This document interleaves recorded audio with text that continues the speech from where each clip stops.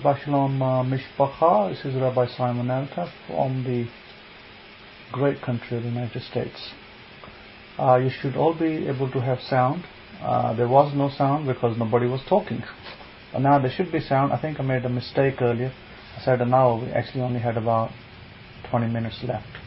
That's what happens when you're in different time zones. So keep switching time zones from one to the other. Rabbi Kefa is not in the room yet. He must be having some trouble with his laptop, but that's okay. He will be with us soon, and we'll make a move on. Our Parsha Torah portion today is number 22, Vayakhel, to be assembled together. Now, before we begin, I think it'll be appropriate to give a testimony of somebody that I asked for their testimony, and they wrote into me, and this is it low sound? Okay, thanks for letting me know. Let me just double check my recording microphone is levels. Yeah, I'm not the levels are full. I'm probably just talking and not very loud. So yeah, the levels the levels are full as can be, so I'm just not talking very loud. That's probably why you're having a low sound. Are you still getting, is it still a low sound? A bit surprised about that. Okay, let's see. Low. Okay, yeah. Okay, low means low. Let me double check my microphone levels. My microphone says that it's 100%. If I add a 20 decibel boost to it, it might change the sound. Okay, I'll put full boost on it. That's as far as I can go on the laptop. Okay, interesting. Right, it could be that I'm a little bit distant from the microphone on the laptop. Alright, not a problem. Okay. Let's see. So the testimony, as I was saying, before we begin the testimony, let me say that Shabbat Shalom to all of you who just came into the room. Welcome into the United States of America. Well, I guess virtually, because some of you may have to get a visa otherwise. If you're from Europe, you'll be fine. If you're from outside, you'll have to queue up. So let me just let me open up the joke section. So there was this joke about a priest, a minister, and a rabbi. They're out playing golf, and they're all trying to decide how much money to give for charity. So the priest first says, we'll draw a circle on the ground, we'll throw the money way up in the air, and whatever lands inside the circle, we give it to charity. The minister then says, no. The pastor says, we'll draw a circle on the ground, we'll throw the money way up in the air, and whatever lands outside the circle, we'll give that to charity. And the rabbi says, no, you all got it wrong. We'll throw the money way up in the air, and whatever God wants, He keeps. The rest is ours. So today's Parsha, as I said, today's Torah portion is Vayakhel, book of Exodus, chapter 35, Shemot 35, verses 1 to verse 38 to 20. The sound should be better actually, because that's a max throttle I can put on the sound. I can't put any more throttle than that. And I'll have to look at it after the class why it's still low, because when I'm recording it over here, it's loud and clear. It may well be sometimes some laptops work better than others. Now I do have another laptop. I could use that. Maybe the sound will be better on that. I can't guarantee it. Okay, welcome Rabbi Zakaria into the room. I think Rabbi Kefa is probably still having trouble at his end, because I saw him logging in a couple of times, and he wasn't able to quite make it. Let me just see, because I have another laptop. Give me a moment. I'm going to go out of the room and come into this one, see what it does. Let us try this one. If you can hear me, Hakohin, give me a 1, please. Want to make sure you're coming in crystal clear on that end as well. No sound. Hadassah, you may have to deal with the up. You may want to look at that. Rabbi, that Hakohin, and Shabbat Shalom to you in the world. Or should I call you Frosty the Snowman? Shabbat Shalom to you as well. I can hear the sound all the way from Texas. Shabbat Shalom to you as well, Rabbi Zechariah, and the rest of the Texas rabbis, and those of you who are dispersed and scattered in the diaspora to the four corners of this earth. Oliver, vive la France. Shabbat Shalom to you, Oliver. Good to see you and the rest of you in this room on this another great day, another great opportunity, another great eventful lives as we continue. Actually, this is an eventful day because you get to rest. You get to shut it down, shut down creativity, shut down all of those things that make you, and just let yourself relax, rest, and enjoy the moment as you live in the now, as you are present. How many of you today are present? Baruch Hashem for being present. So, got the updates in, so I would encourage you, if you can't get in, you may need to do the update, just you and machinery, you believe me, man and machinery, it's a beautiful relationship. Don't make it something that it's not. Don't follow with these conspiracy theorists and all this out there. Man and machinery can get along just fine. Man gets along even better, as we have noted, right, Uncle E, this week, there's a harmonious relationship between man and machinery. I think it's a beautiful thing. Lynn, Shabbat Shalom to you. It may even be Shalom to you over there in your neck of the woods, right? You can have a wonderful relationship with machinery and with technology as well. Don't shun technology. I know there's a lot of people, maybe some of you know them, that they prefer to live off the grid. How many of you know what I mean by off the grid? They're living on farms and living off the sustenances of Mother Earth, and they don't have ATM cards and all these other things. If they like that lifestyle, so be it. But I'm one that's going to be on the grid because I prefer infinite abundance. I prefer abundance infinitely. I prefer, utilizing all of the tools and equipment that we've been given here on Mother Earth so that we can have dominion over the earth. How can you have dominion over the earth when you're off of the earth's grid? And that meaning, the technologies, the banks, and all these things are very important. Don't believe all of the conspiracy theories out there that telling you that banks are evil, money is evil. How many of you in this room still believe money is evil? Money is not. And if you've been listening, if you listen daily to your, to your affirmations, you'll understand that Hakohin has given us. You understand that me and money are friends, and our friendship is forever.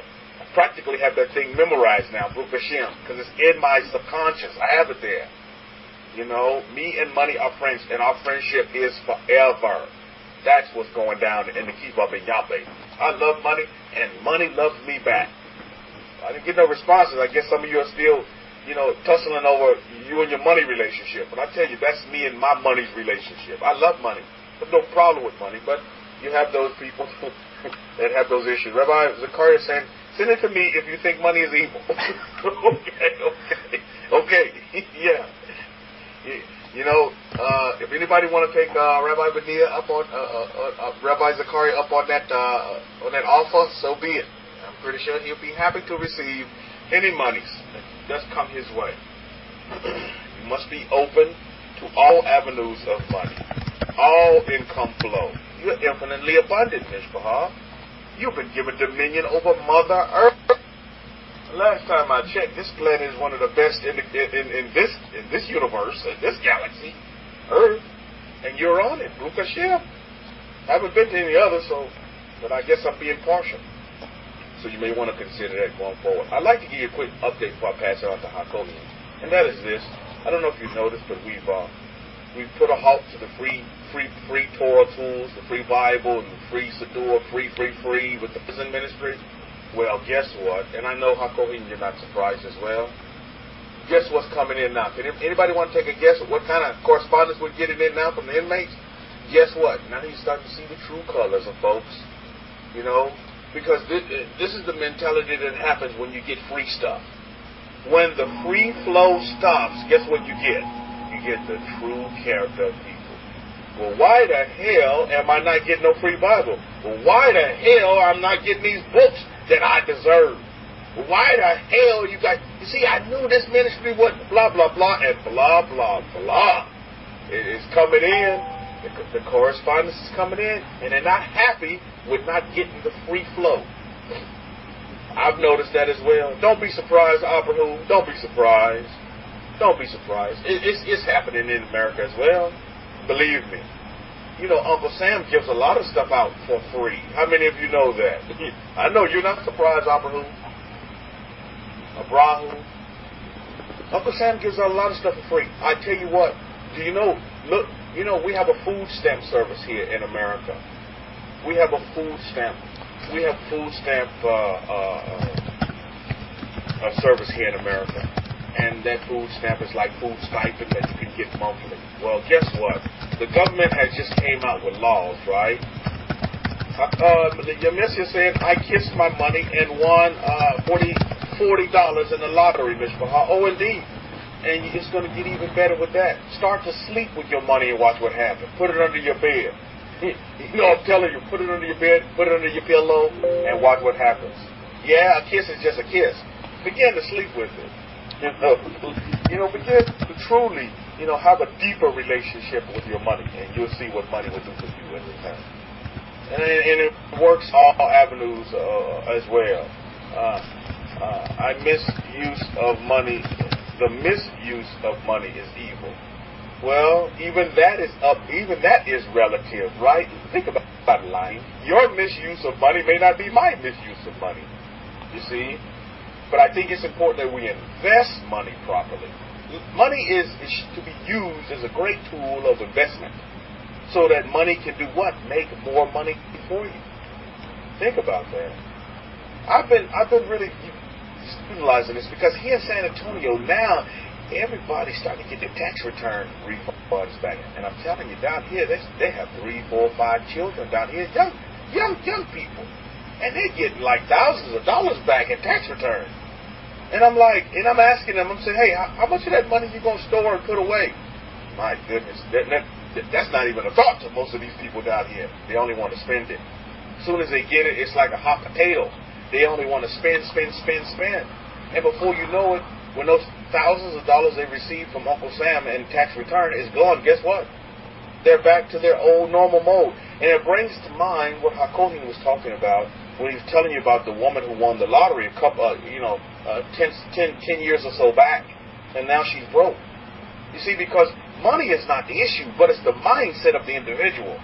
If the mindset of the individual is not set properly, meaning that the mind is a wonderful tool and not let the mind control them, then that can be a big-time problem. It can cause a big problem. Yemesia, continue to do your affirmations with money, and you will see even more. This is just a start for you, Yemesia. $40 is just you scratching the surface on where you are going to go. I'm telling you that right now. And where you are going to be with your relationship with money. Now back to the free mode. Free mentality, that when the free flow spigot stops. We see it as well here in North America as Uncle Sam, and I'm pretty sure the UK does it as well. You have a lot of social services, and I'm not just only talking about Social Security, but I'm talking about a lot of free stuff, free housing. I don't know if the UK does this as well, but if you're at a certain income level, you can get free government housing. You can also get free money from Uncle Sam. And it's almost like Uncle Sam becomes like your husband because he provides for you food, clothing, and thus shelter. Because, with that money as well, some people with that card, they can, I think it's only food products. I don't think they can buy clothes. But it does open up, avenues to where that they can get clothing as well. Because, they're not spending money on rental or mortgage or even food, because These are the basic necessities. And I think that's a great program, by the way. But what you have to look out for is when you don't get dependent on it, to where Uncle Sam literally becomes your husband, and you don't seek another relationship, because when you have this relationship with Uncle Sam like that, pretty soon you'll realize, oh, I don't need a man, because I have my own house, and then there's stipulations in this social service that's provided that tells you, oh, you can't have a man in the house, you can't make X amount of dollars. So they discourage you from going out and get a job, because once you make over the income bracket, then guess what? They take housing from you. They take your food stamps away from you. That stipend of food money that you receive. I'm not knocking that, because I've seen a lot of people use this as a stepping tool, as a springboard to become wealthy and rich. You see? So I'm not knocking that. Who's the founder of Starbucks? Anybody know his name? Who's the founder of Starbucks? Anybody tell me? Well, guess what? He grew up in the ghettos of where? Of New York. And they lived off that same system. But do you see him living on that system today? No way. No how. His family members, his family, mother, father, they lived off that same system. But they didn't stay there. You miss this. I'm medical retired from the military. My retirement money showed up, and my Social Security also showed up. I am thankful. Oh, indeed. You're entitled to that, Yemisia. That's your entitlement, because you put in the necessary man hours, woman hours necessary to have them.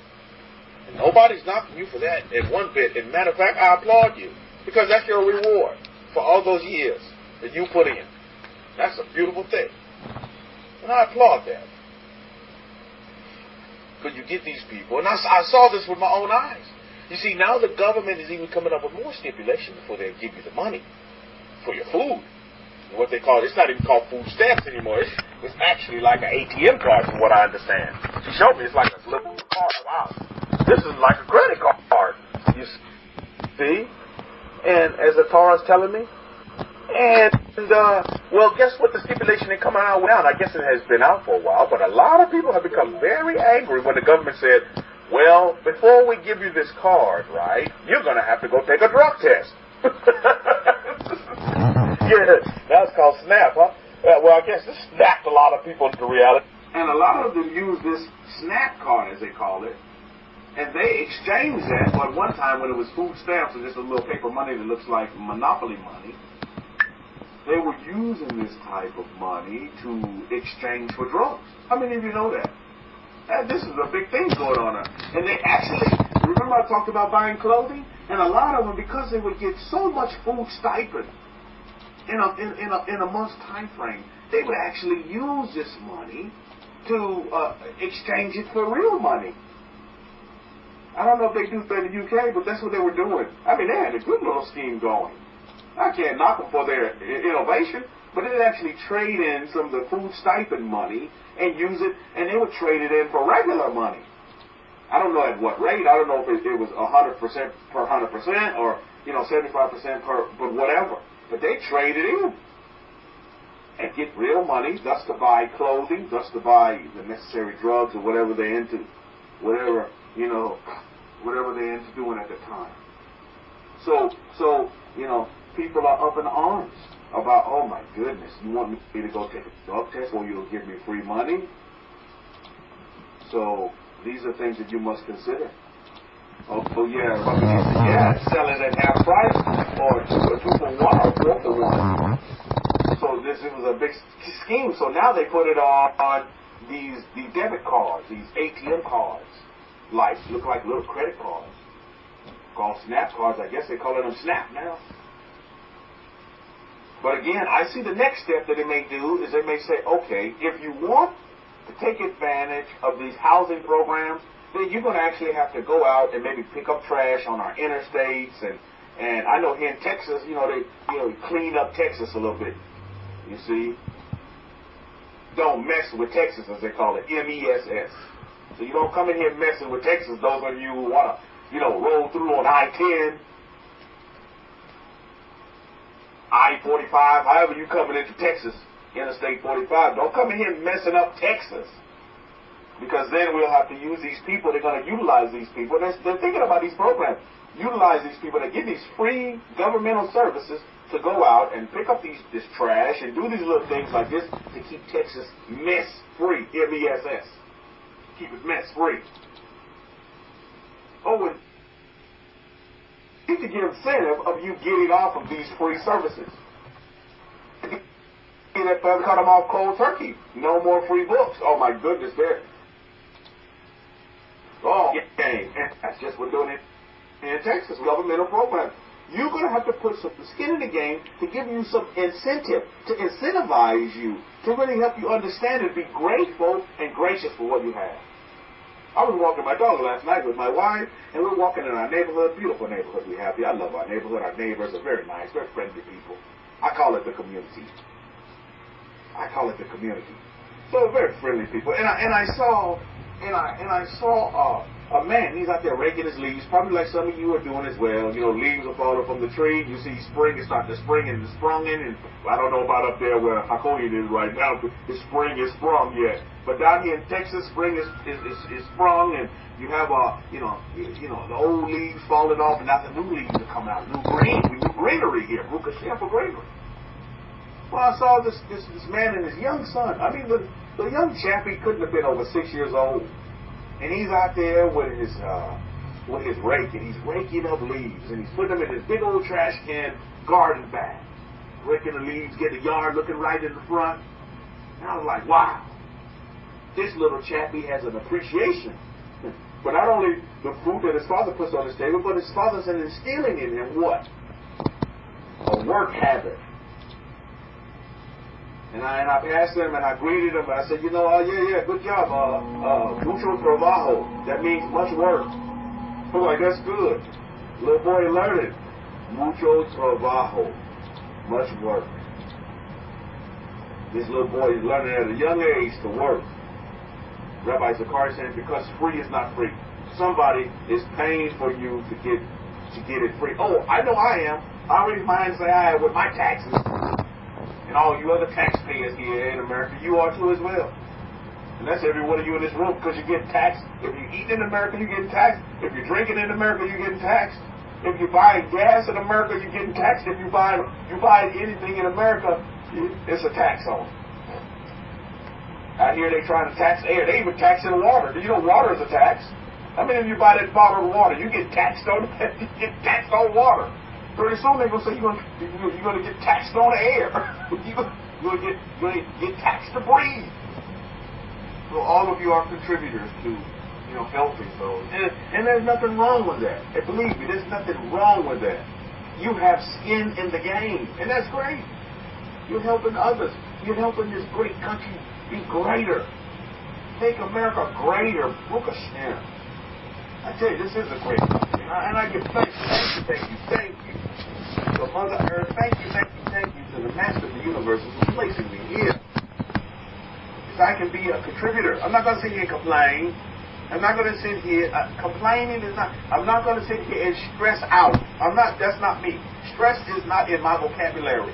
And it's definitely not in my character and not in my makeup. Why stress? Don't stress, Miss Mahadi, girl, you all today. Quit stressing. There's no need to do that. Stress is the biggest vehicle to tell you that you're not in the I am mode. You're not in the now mode. You're not present if you're stressing. But think about that going forward. So yeah, this is what we must consider. So what we see on our end is the male is starting to come in, the hate male, the anger male. And so we let it flow, and you see the true colors of individuals. Once you cut off the free spigot, once the free spigot is cut off, my goodness, the free flow, oh man, what do you mean? I'm not going to get these books for free. You blah, blah, blah, blah, blah. You're the devil, God in you. I'm like, wow. You start to see the true nature of individuals. It's because they've been hoodwinked and bamboozled by the free model, which is a broken model. You look at our history, we received nothing for free. Everything that our ancestors, the Hebrews, did, they had to work for it. And they worked very hard. And that mindset is instilled in all of you today as well. You work very hard for it.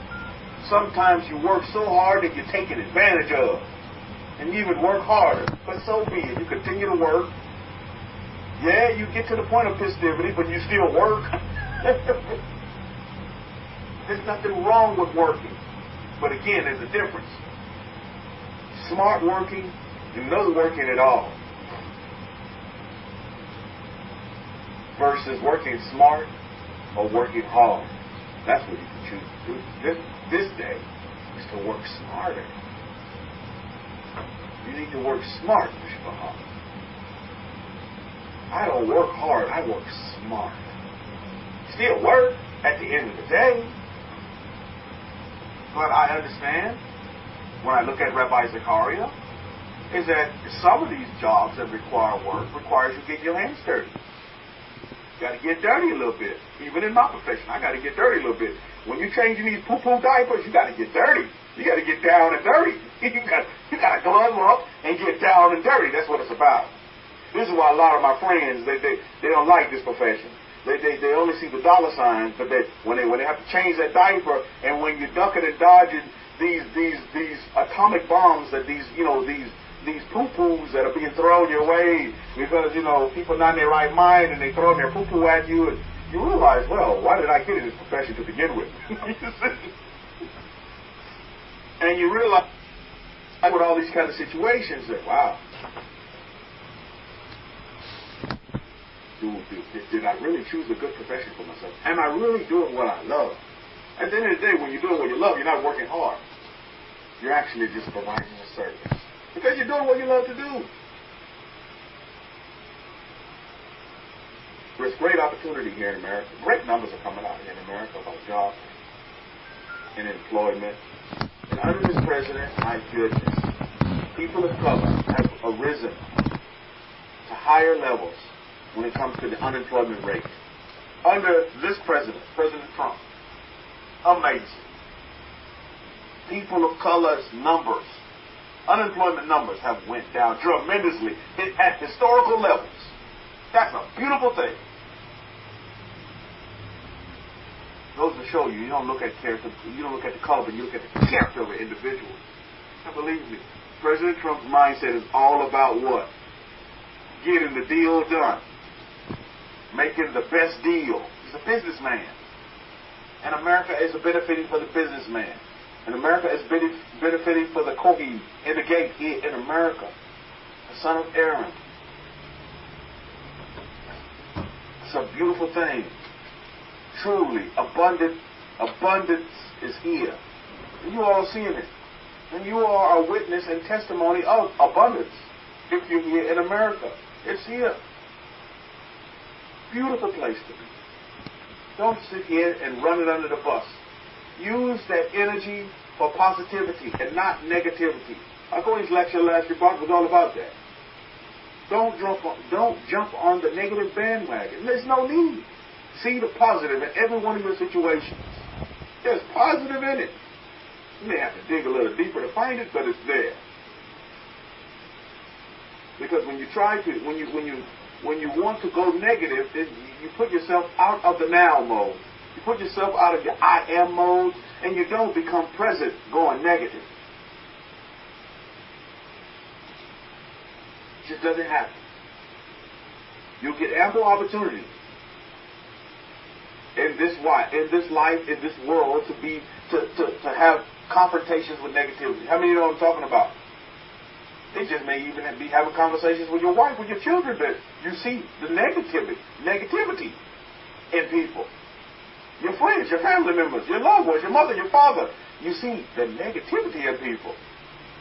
I tell you, becoming a snake has taken me to another level in I am mode. I'm sitting there having a conversation with my father. Let me tell you about the conversation I had with my mother first. She's super excited that her oldest son is having a child. I said, yeah, Mom. I said, yeah, I know you. She goes on and said, yeah, I can't wait till you have it, because I said, yeah, no, you got to come over here and see the baby, or we're going to have to go see you. Oh, my goodness, what she gave me the spiel. The first thing she said, oh, yeah, well, I don't know, son, I don't fly anymore. because I turned the TV on the other day, and I saw that there was this plane crash, so I don't fly. I said, no problem, Mom. You see the negativity? I said, no problem, Mom. I said, because you know what? They have Amtrak trains now. You get on the Amtrak comes right through San Antonio, Texas. She said, oh, no, son, I won't go on the train because I turned the TV on the other day, and I saw that there was this train wreck. I'm like, oh, okay, no problem, Mom, no problem. I said, yeah, I understand what you're saying. I said, no problem, because, we can get in a car and we can drive to you. This is not a problem. You can get on the bus, no problem. Oh, no, son, I can't get on the bus. Hey, don't drive your car.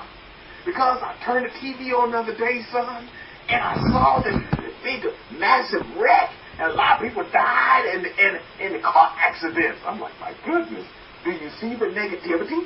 I'm like, I can't dwell there. I said, it's no problem, Mom. It's no problem.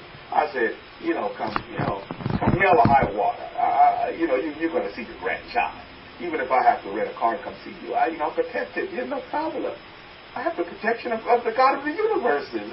Don't worry. Why? I mean, everything negative. Do you see it? I'm telling you. And then I talked to my father. Oh, my goodness. Hey, Pop, how are things going? What can I do for you, Pop? What can I do for you? Your Messiah said, my sister went through her surgery okay. Thank Hakohin and Yahweh, Mishpah. Baruch Hashem for our successful surgery. And Baruch Hashem for great doctors that have the skills, to heal. Isn't that a beautiful thing? While most folks are running doctors under the bus, there's a beautiful thing going on.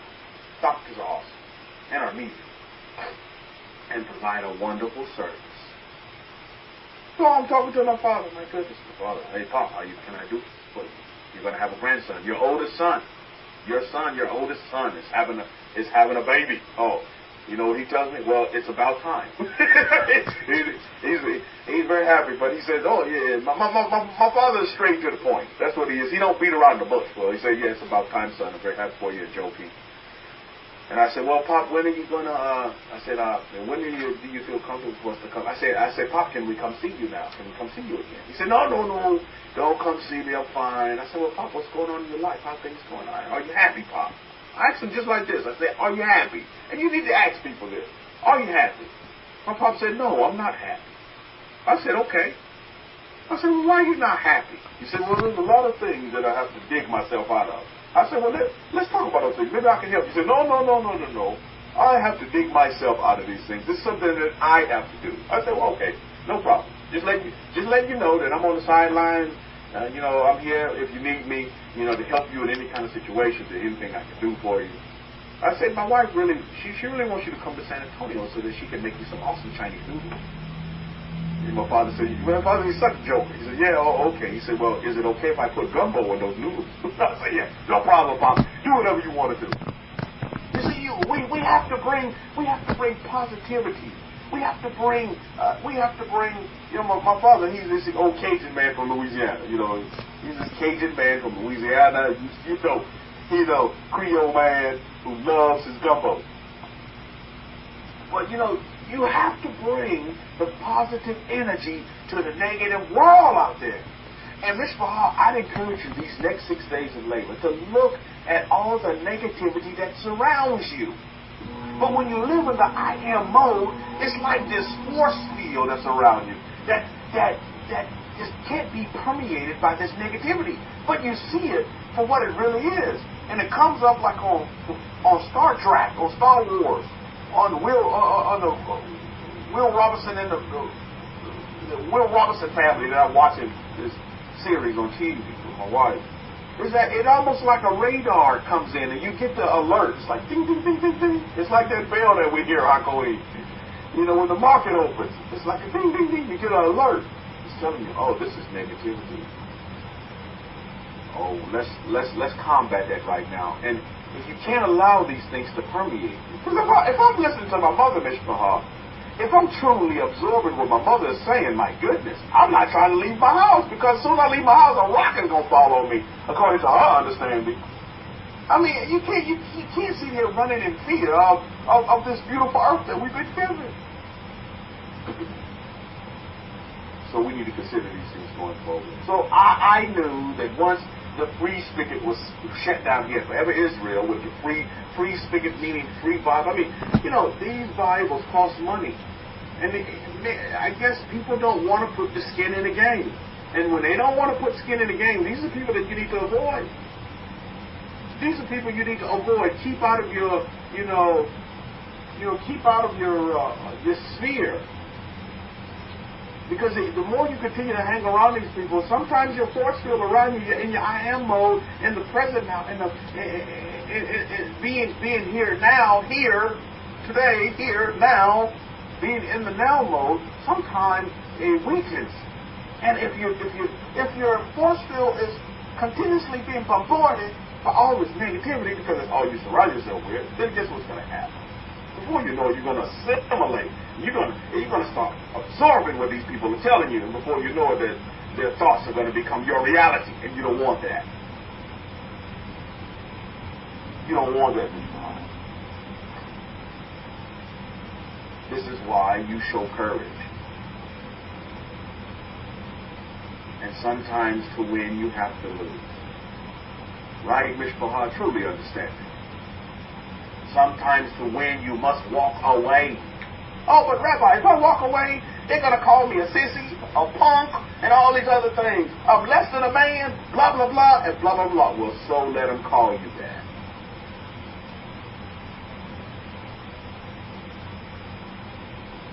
How does that affect you at the end of the day? Well, if you have your force field up, it just bounces off.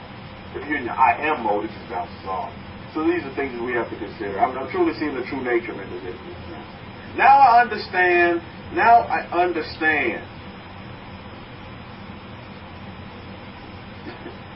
I truly understand why most of these men that are in prison are locked up behind bars. Because, man, they're showing their true colors. Their true colors. Now I understand why you're locked up.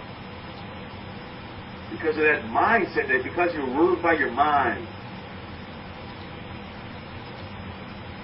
This happens. At the end of the day, we're all human beings. I had not one letter come in as of yet, and I'm pretty sure they will come in as well, that says, hey, well, appreciate the books that you guys at Forever Israel did send in for free.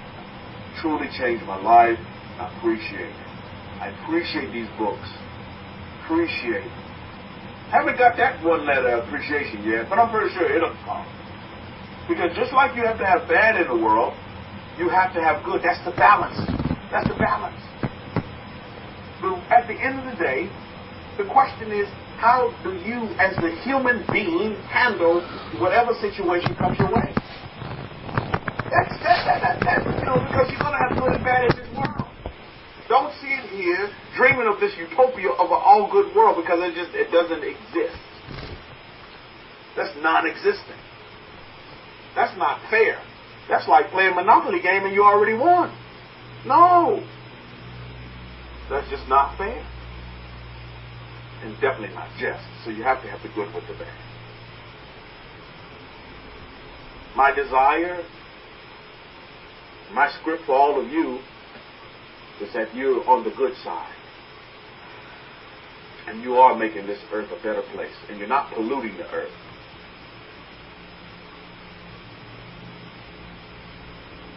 But you're doing just the opposite. You're making this earth even more beautiful than it really is. You're cleaning up the earth.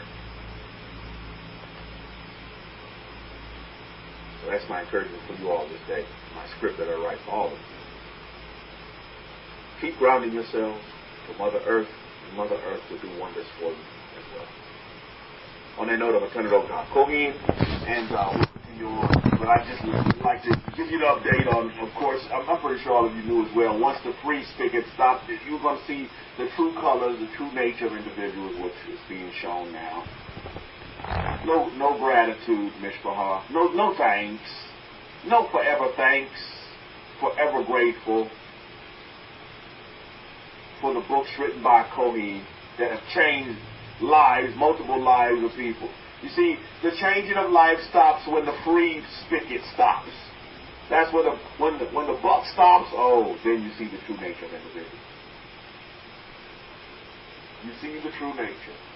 You see their true colors. Why? It's because they have become complacent and happy in the free mode. Free. And as all of you know, even freedom itself is not free. Look at the history of, the fledgling young country called America. You know that freedom is not free. Freedom is not free. That's just the facts on the ground. So, in some areas of your life where you're still shackled down, or you still being pulled down, or you see some chains on you, understand you're going to have to work at that to get out of it. Don't become complacent and say, well, this is just how I am, Rabbi. No, you can change your I am. You can go back to your default setting, but it's going to require work. It's not going to be easy, but it can happen. So I'm your biggest cheerleader, as I've always been. I'm going to always be your biggest cheerleader. I'm rooting for all of you.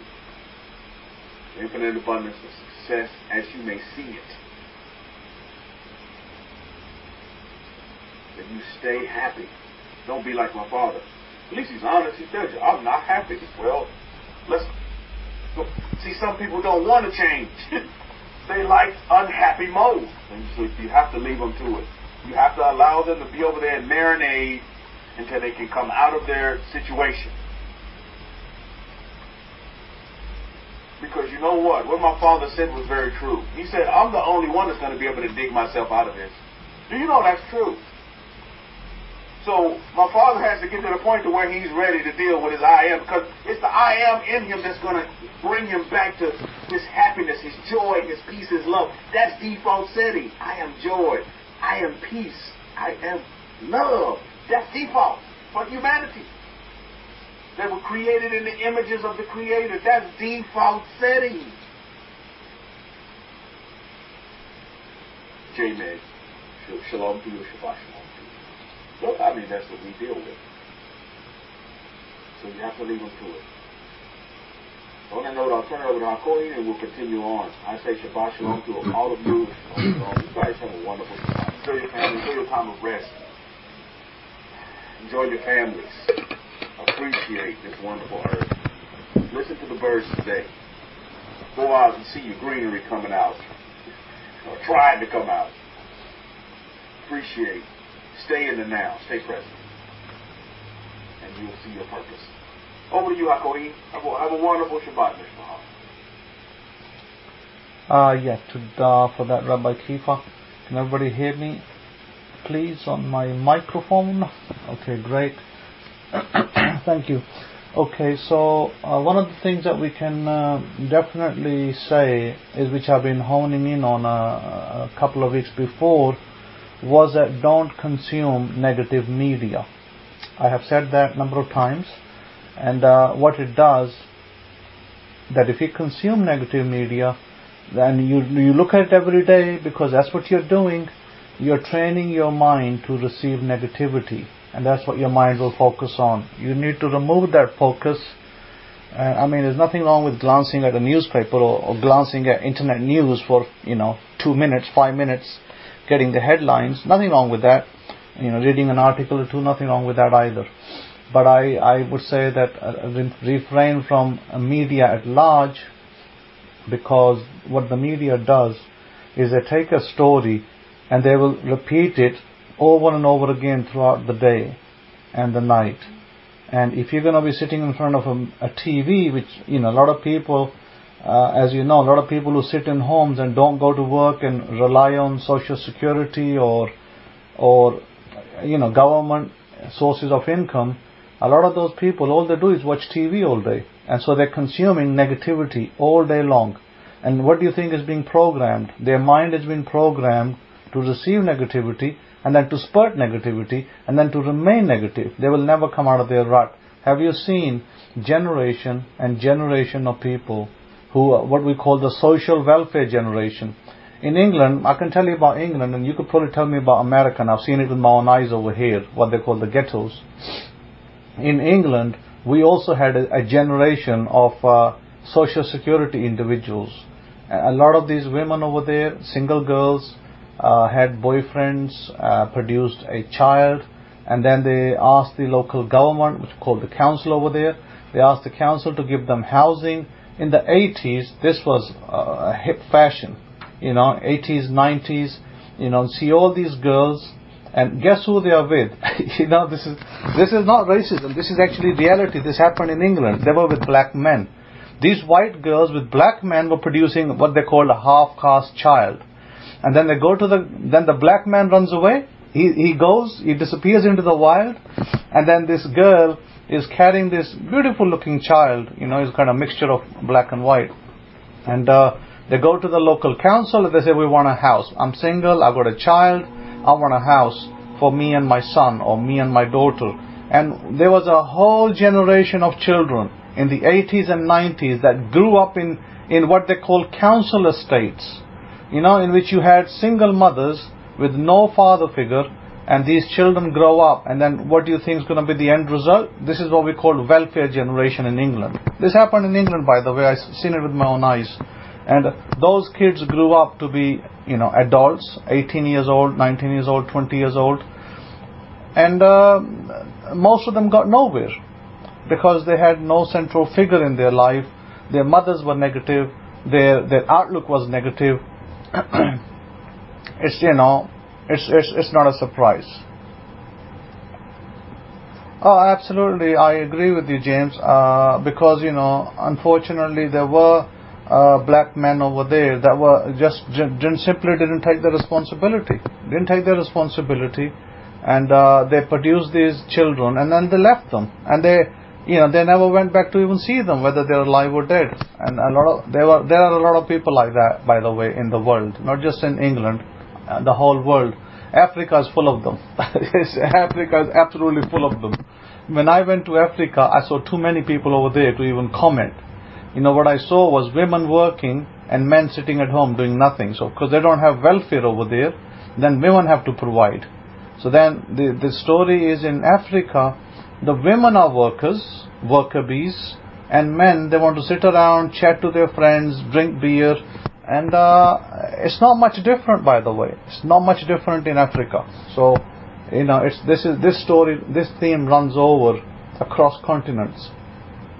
So therefore, in England, majority of the people that come to England from Africa, they probably come from Ghana, they come from Nigeria, they come from, all these countries where England once ruled. And they had government there, I guess. So they come from there, and their parents are settled. They've been settled in England for donkey's years. They've got nationalities and stuff. So, and probably Jamaica as well. Jamaica is one of the countries that was under the rule, I guess, of England. But having said that, it's the thing is this, that we're not talking about a color. You see, the problem with some of you is you simply hone in on the color. This could happen to a black person, could happen to a brown person, could happen to a Chinese person. In China, the story was slightly different in that the Chinese men, they worked, but then they had a woman on the side. So, they had their regular wife and they had a woman on the side. So it's a little bit different. And then what happened when the wife found out, there's a big fight, and then the man ended up leaving the wife. And that was that. He left the wife, and the wife ended up with one child, because it was one child policy in the last, so many years. And the wife then had to bring that one child up, and the man went away, and the man did his own thing, maybe married the next woman, etc. So that was a Chinese form of it. And the Philippine form of it, I'll tell you the Philippine form of it as well. The Philippine form of the man was that he married his wife, he took his wife, and then he also had a woman on the side, number 2. And when the wife found out, well, guess what? Hell broke loose, marriage broke, or the worst case scenario in Philippines was a man ran away. He just simply ran away from the wife and the kids and never turned back. I know people like that. It happened to. So this is not just a story. These things actually happen to living people today, and this is the situation in Filipino land today. It happens today the same over there. There's no change. Now, coming back to the testimonies to Yahweh, I want to give gratitude and testimonies to Yahweh that from one of our people, our members, she wrote to me and told me that I kind of like try to get a brief picture of what exactly I needed to say regarding what exactly she got. And she said she was looking at, praying about these things, and she was praying for, she was moving house to another place. She needed help with money to, I guess, rent, haul out the stuff from the house, clean up, and other bits and pieces that she needed in help with. So I think all in all, she said that she needed about $1,000 to do these things. And then the help came in the form of some money was donated by a sister, $500, and then I believe the other help came from the brother, sister, the niece, etc. And the sister actually that helped her said to her that God had put it in her heart to do this for her sister, and so she needed to get her blessings. So therefore, this is why she was giving this money to her sister. So in other words, you need to put the law to action. The law, the perfect law. We will speak about the perfect law today again, to hone in on the point of what the perfect law is. And I want to speak about the Torah portion as well a little bit, and before I get into the perfect law, because I think that's relevant as well. And our Parsha, our Torah portion today was Exodus chapters 35, verses 1, where it says, Then Moshe gathered all the congregation of the children of Israel together and said to them, These are the words which Yahweh has commanded you to do. Work shall be done for 6 days, but the seventh day shall be holy day for you, a Sabbath of rest to Yahweh. Whoever does any work on it shall be put to death. You shall kindle no fire throughout your dwellings on the Sabbath day. Okay, so work was forbidden.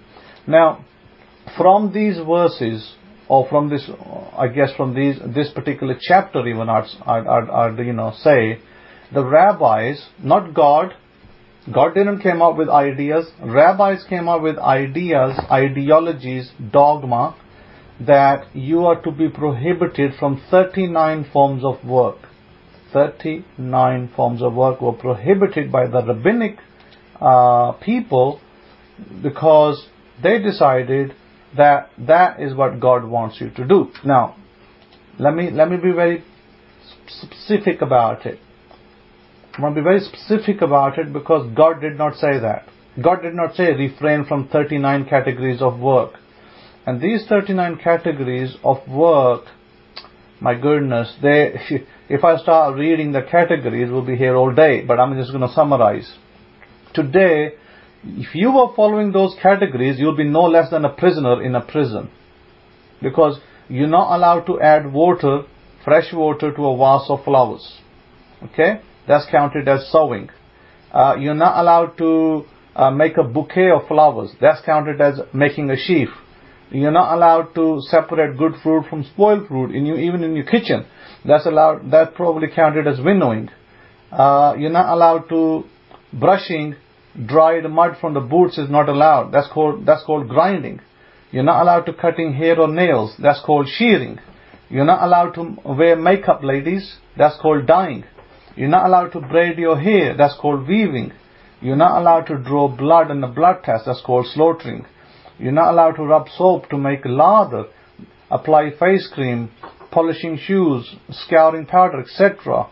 Because that is called by them scraping, rubbing or polishing.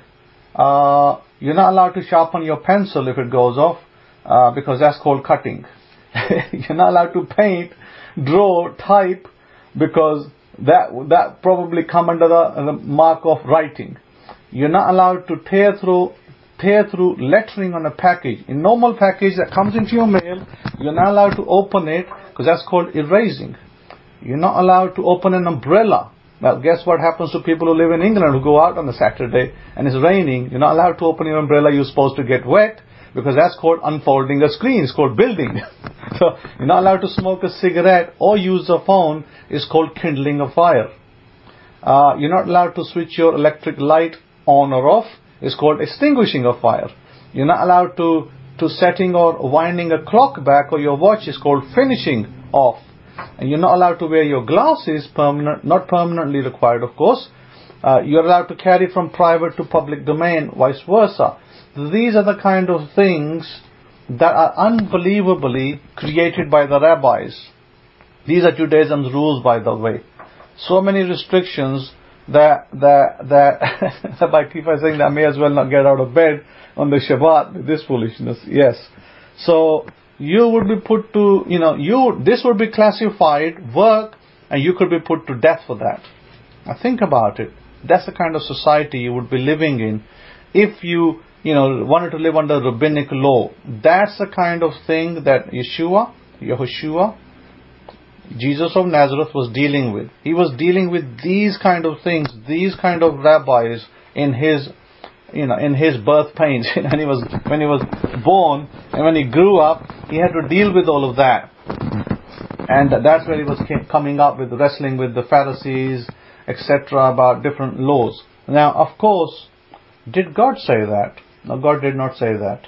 Did Rabbi say it? Yes. All of these rabbis in majority, today they can call themselves, different branches of rabbis, Ashkenazi, Sephardi, whatever branches they want to be, Middle Eastern, they're all into that nonsense. Every one of them is into that nonsense, by the way, except maybe a few sensible rabbis who understand better, and they may not be applying these so rigidly. But majority of them are still living in this nonsense, and nonsense it is. It's total hogwash and nonsense, because majority of these things that they prohibit are not prohibited by God. Not prohibited by Yahweh, but prohibited by man. So, you want to live under man's prohibition? Go ahead, live it. And this is why sometimes I don't blame Christianity for rebelling against what they termed Judaism's legalistic laws. I don't blame them for that, because it is legalistic. When you are restricting people, do you know that in Israel, if you went to the bathroom, your washroom, and you wanted to use your toilet paper, do you know that you're not allowed to do that? You're not allowed to tear off tissue paper from your roll, toilet roll, not permitted to do that. That is a violation of Shabbat.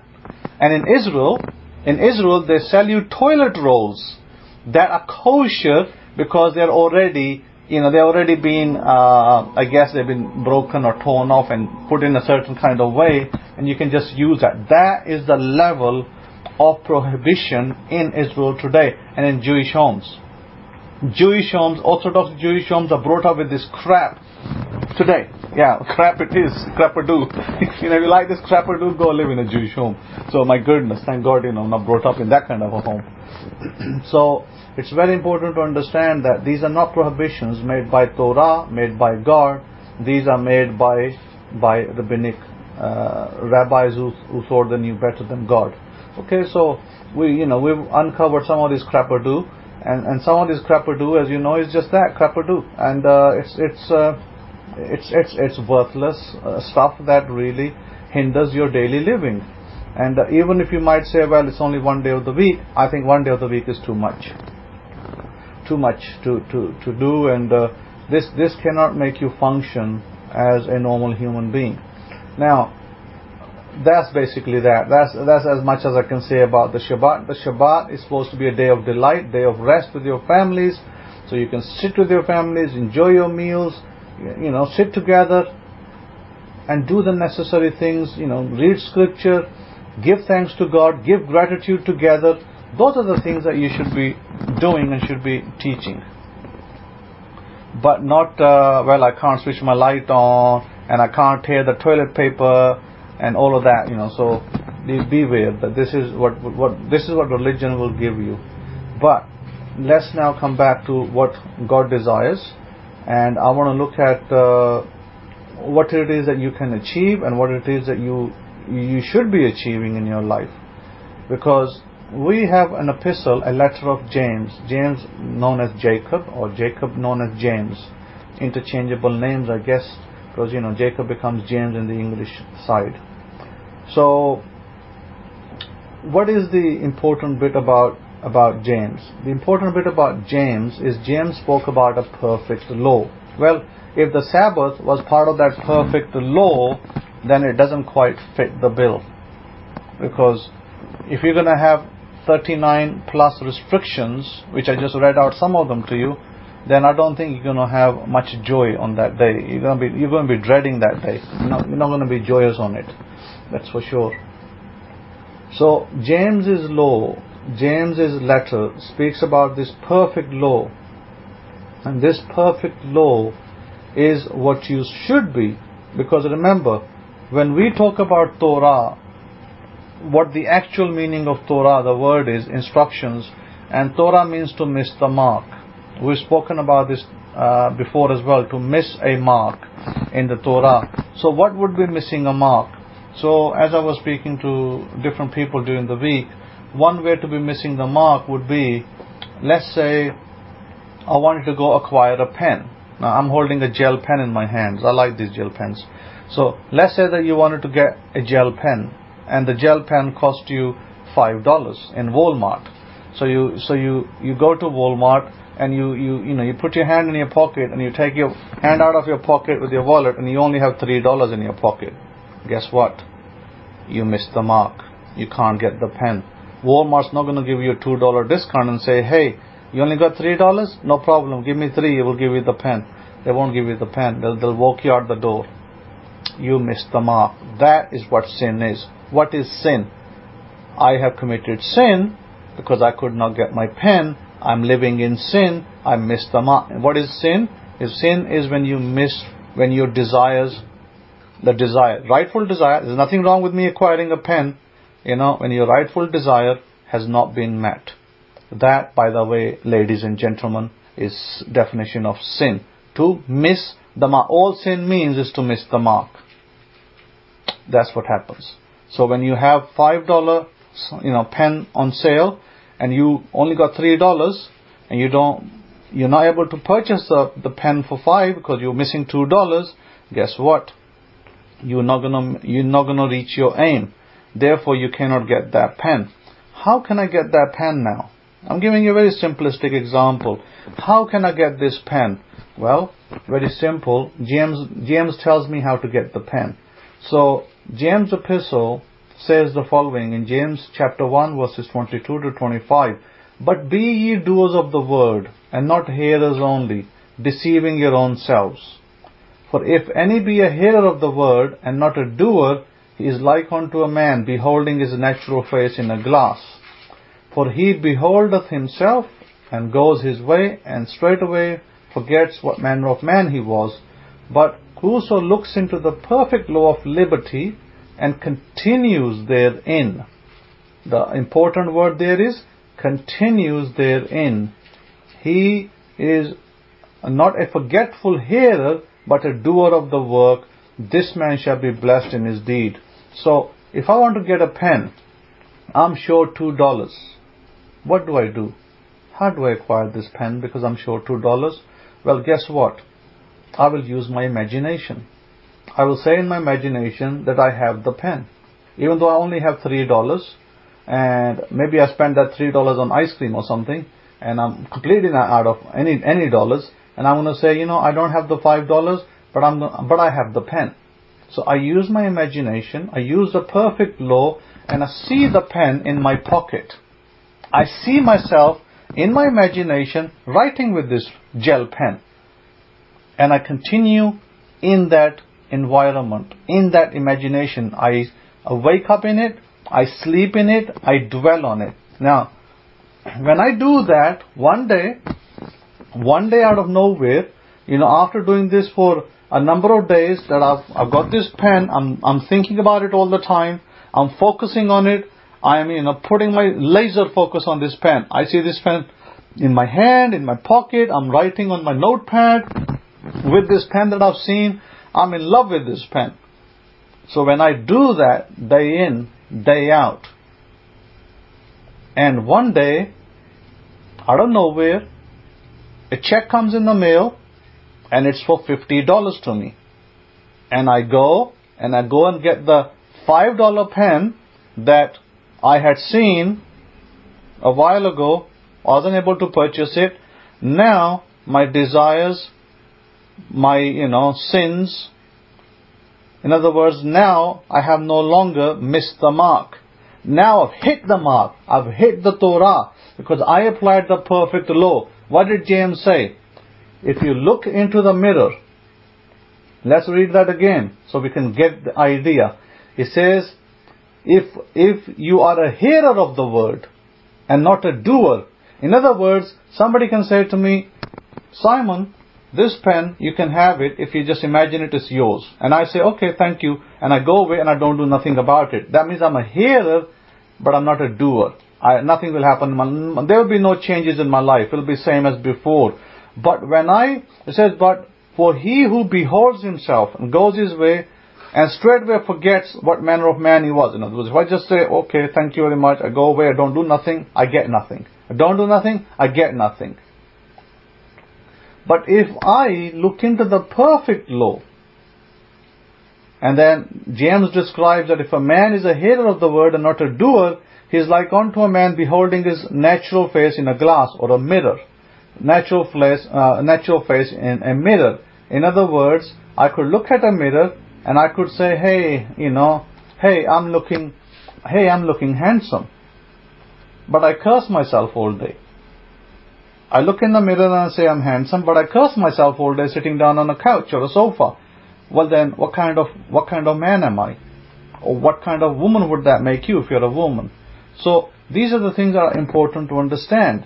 So on the other hand, I want to continue into the perfect law of liberty. What is the law of liberty? The law of liberty is what sets you free. So I've got to continue in it. So when I continue in this law of liberty, which not only sets me free, but I know will bring me this pen, this fantastic pen that writes beautifully, that doesn't hurt my fingers when I write with it. It's beautiful, it's lovely, and I want to get it, and I continue, and I continue, and I continue. I don't stop. I don't care for Tom, Dick or Harry what they say. I'm sitting there and I'm imagining this beautiful pen in my hand, in my pocket. I've got it attached to my coat pocket and I'm writing with it in my notepad. I'm seeing that all the time. Guess what? One day, this pen is on my pocket. How did that happen? I didn't even have the $5 now. I spent it. I spent the $3 that I had and I spent it on something else and I didn't even have that any longer, but I continued in my imagination to see this pen in my mind's eye. Every day, every night, every moment, pen was in my mind. Laser focus on the pen, and pen appears. Now, you see, here is the idea. This I'm applying to a pen. Simple thing. Okay? Very simple thing, applying to a pen. But you could apply that idea to anything. To having a wife, a husband, $1 million, winning the jackpot, getting that brand new car, getting your dream job, anything. Take the pen now and replace it with whatever your desire is. That is a perfect law's power. The perfect law is so powerful that can give you any of those. And I want to take a moment and I want to go into the Song of Solomon's. I think it's perfect, Song of Solomon's.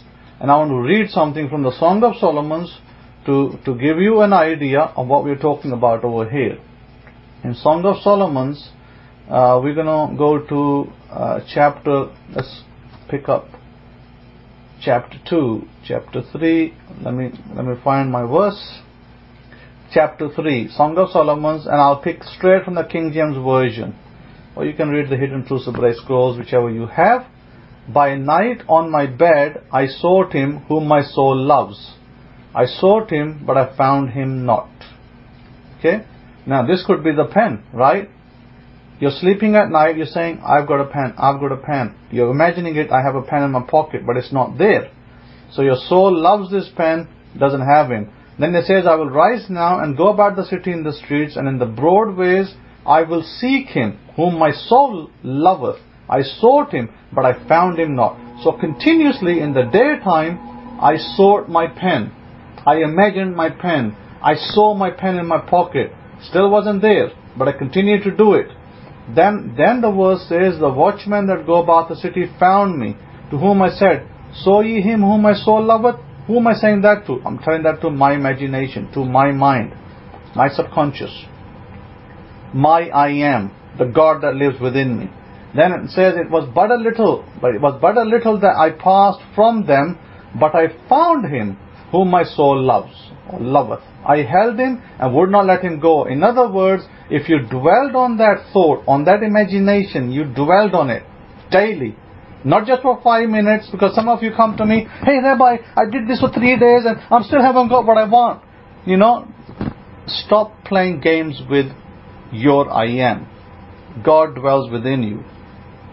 If God dwells within you, you got to take this seriously. I'm not asking you to, hey, dwell on it for 5 minutes and then you're going to, boom, boom, it's going to come. No. Dwell on it throughout the day. Give it as much thought. Your 70,000 thoughts that you get every day, your 70,000, clearly from Rabbi Kefa's testimony, his mother's 70,000 thoughts, all about negativity, plane crashes, traffic accidents.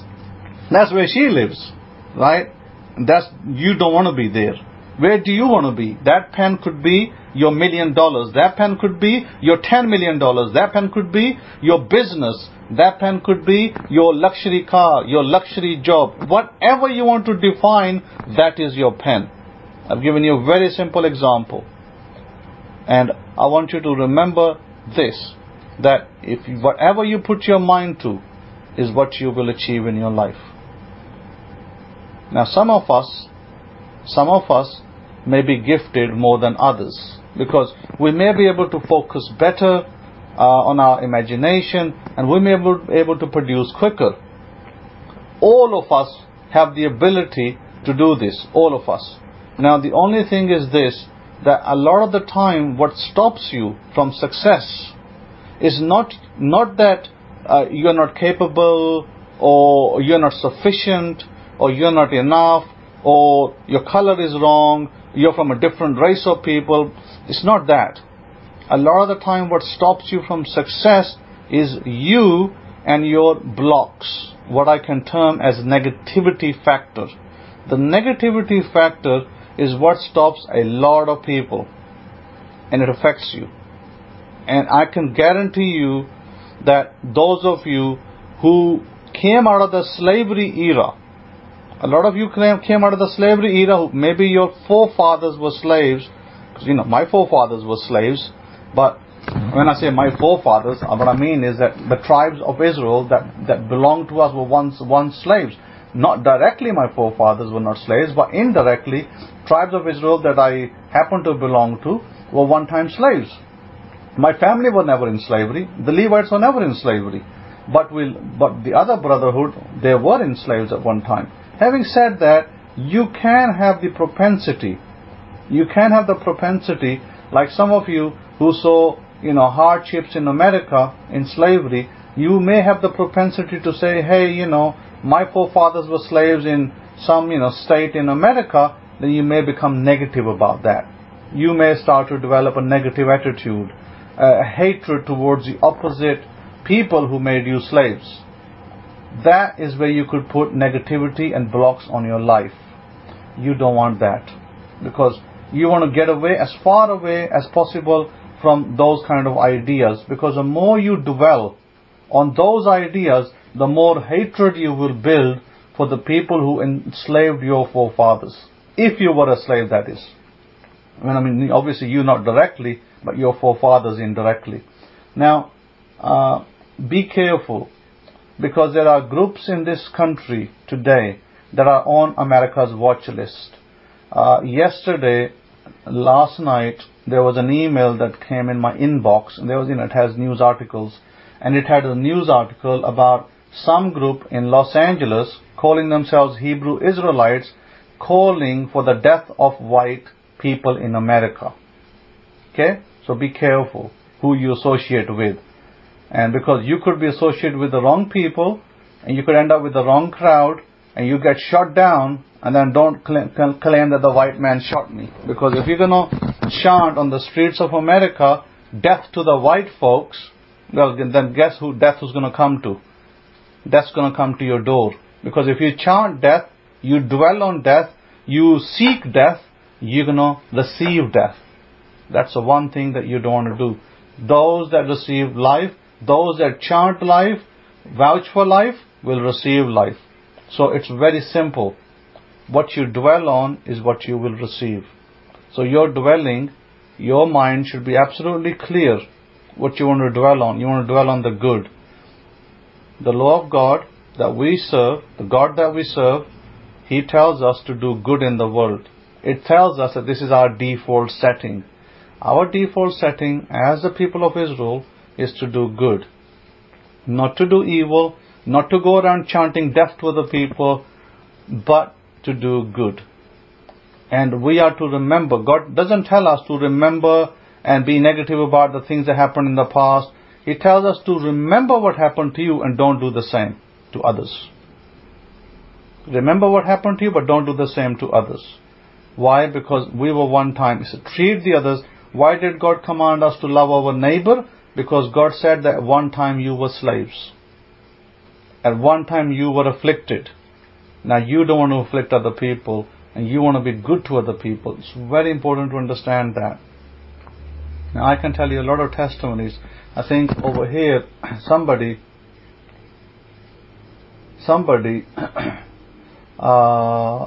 over here in the room, they said earlier that they were praying for I guess they were praying for a blessing, and they got somebody came and gave them $100. A neighbor came and gave them $100, and then they used $100 to get a $20 scratch card, and they got $150 from the scratch card.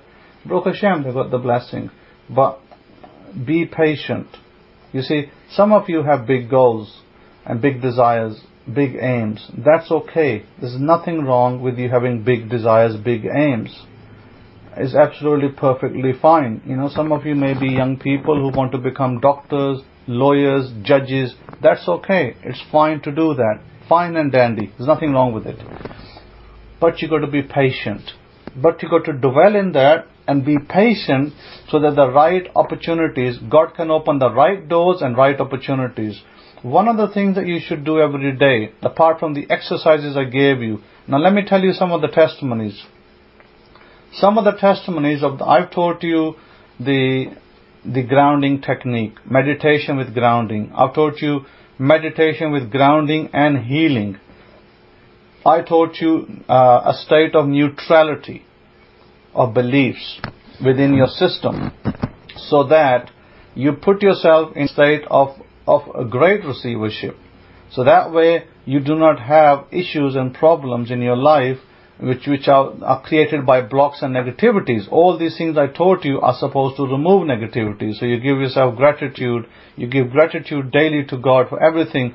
Now, I also taught you that when you go out and you work, some of you work, and most of you actually work, and most of you that work get money, and I told you that you should make a book, a notebook, a notepad of receivables and prosperity. Call it receivables, prosperity, my receivables and prosperity notebook, or my prosperity notebook.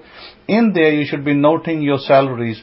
I'm not saying to write the amount down so everybody can read about it. I'm saying to just say, I give thanks to God for receiving my salary today. Whenever you receive your salary, you want to write at least 2 words of thanks in there. That's called gratitude.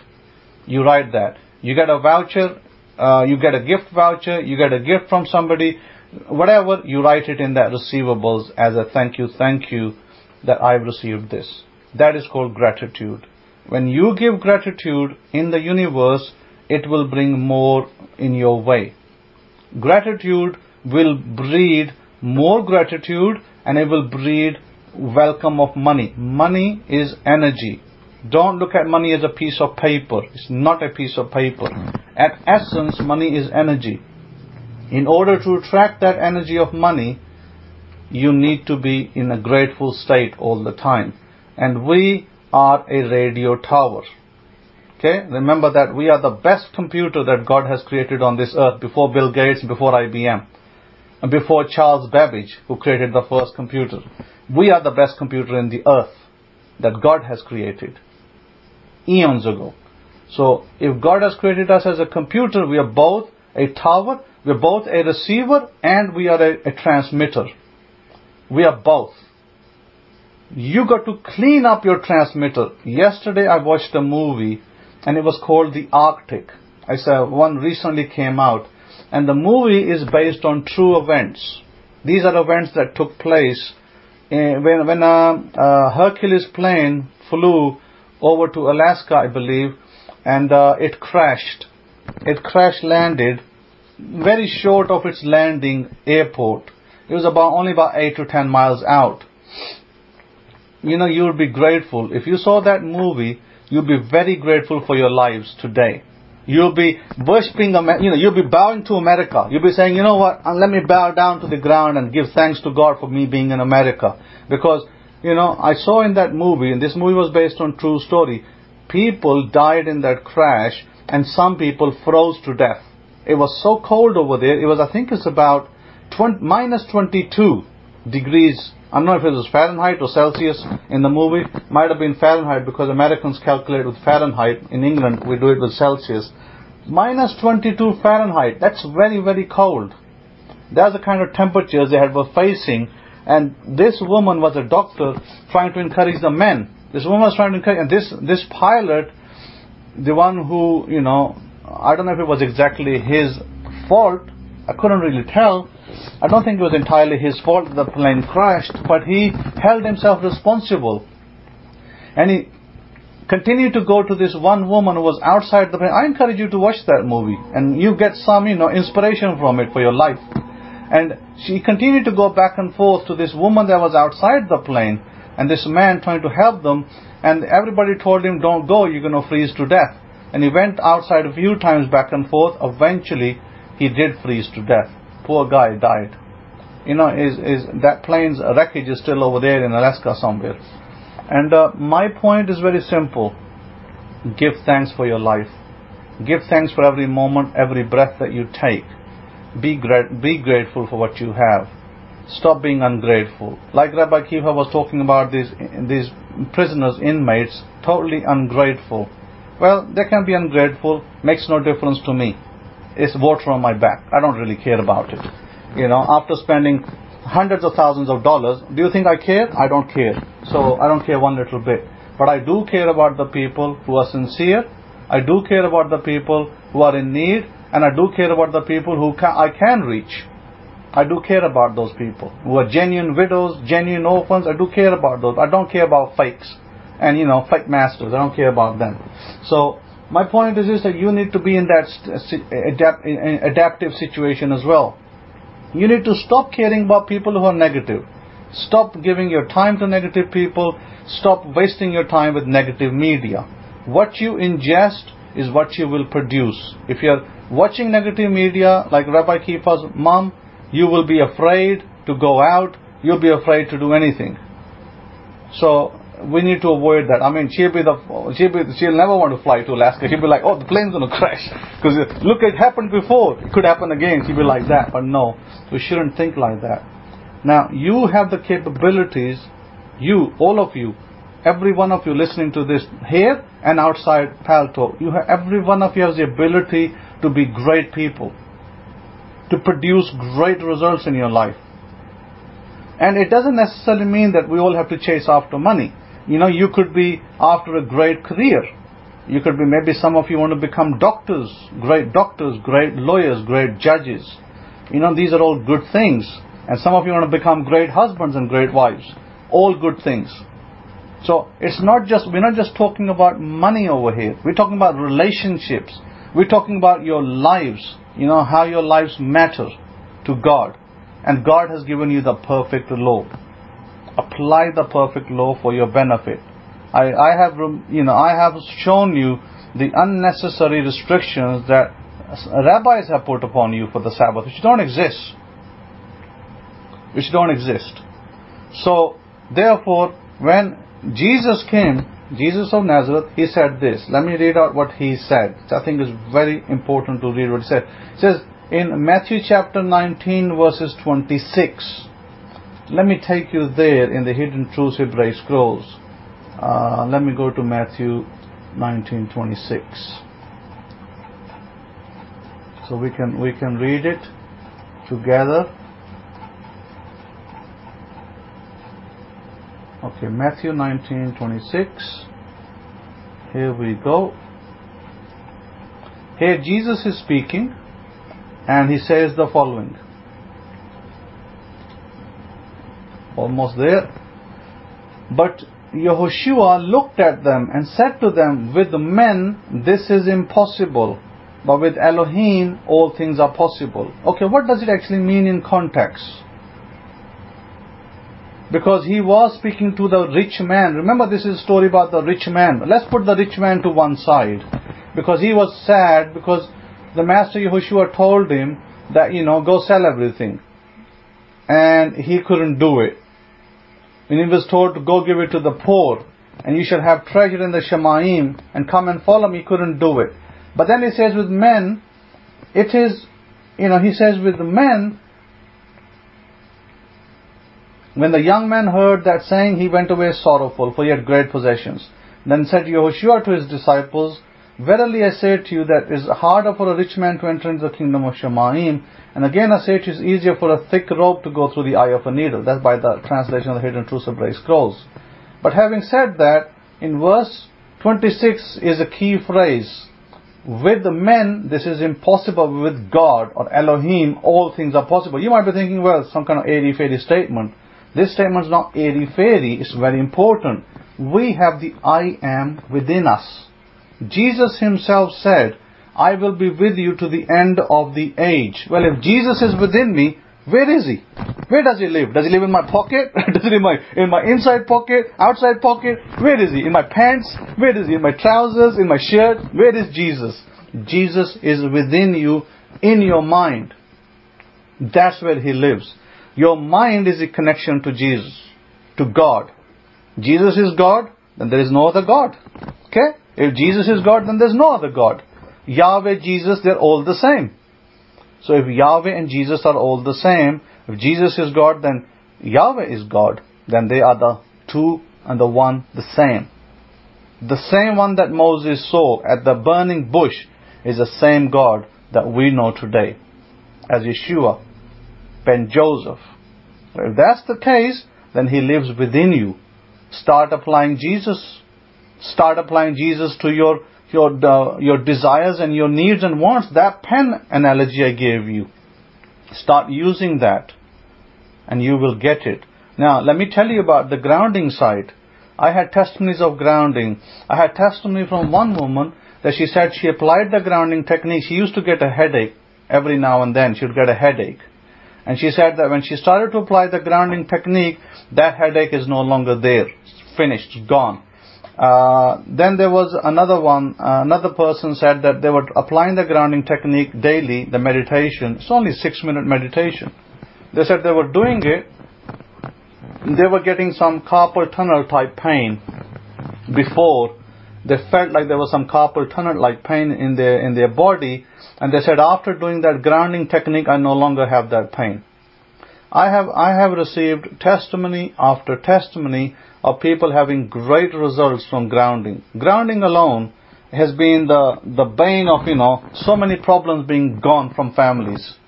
So, but remember I told you that grounding could be done on objects, could be done on your pets, could be done on your relatives that are in need. They don't need to know that, but you are lifting them up. You are helping them by doing that. Now, when you focus, you could focus on a relative who's having problems. You could use your I am, your God part within you, the Jesus part within you, Yeshua in you, that lives in you. You could use that to help a friend.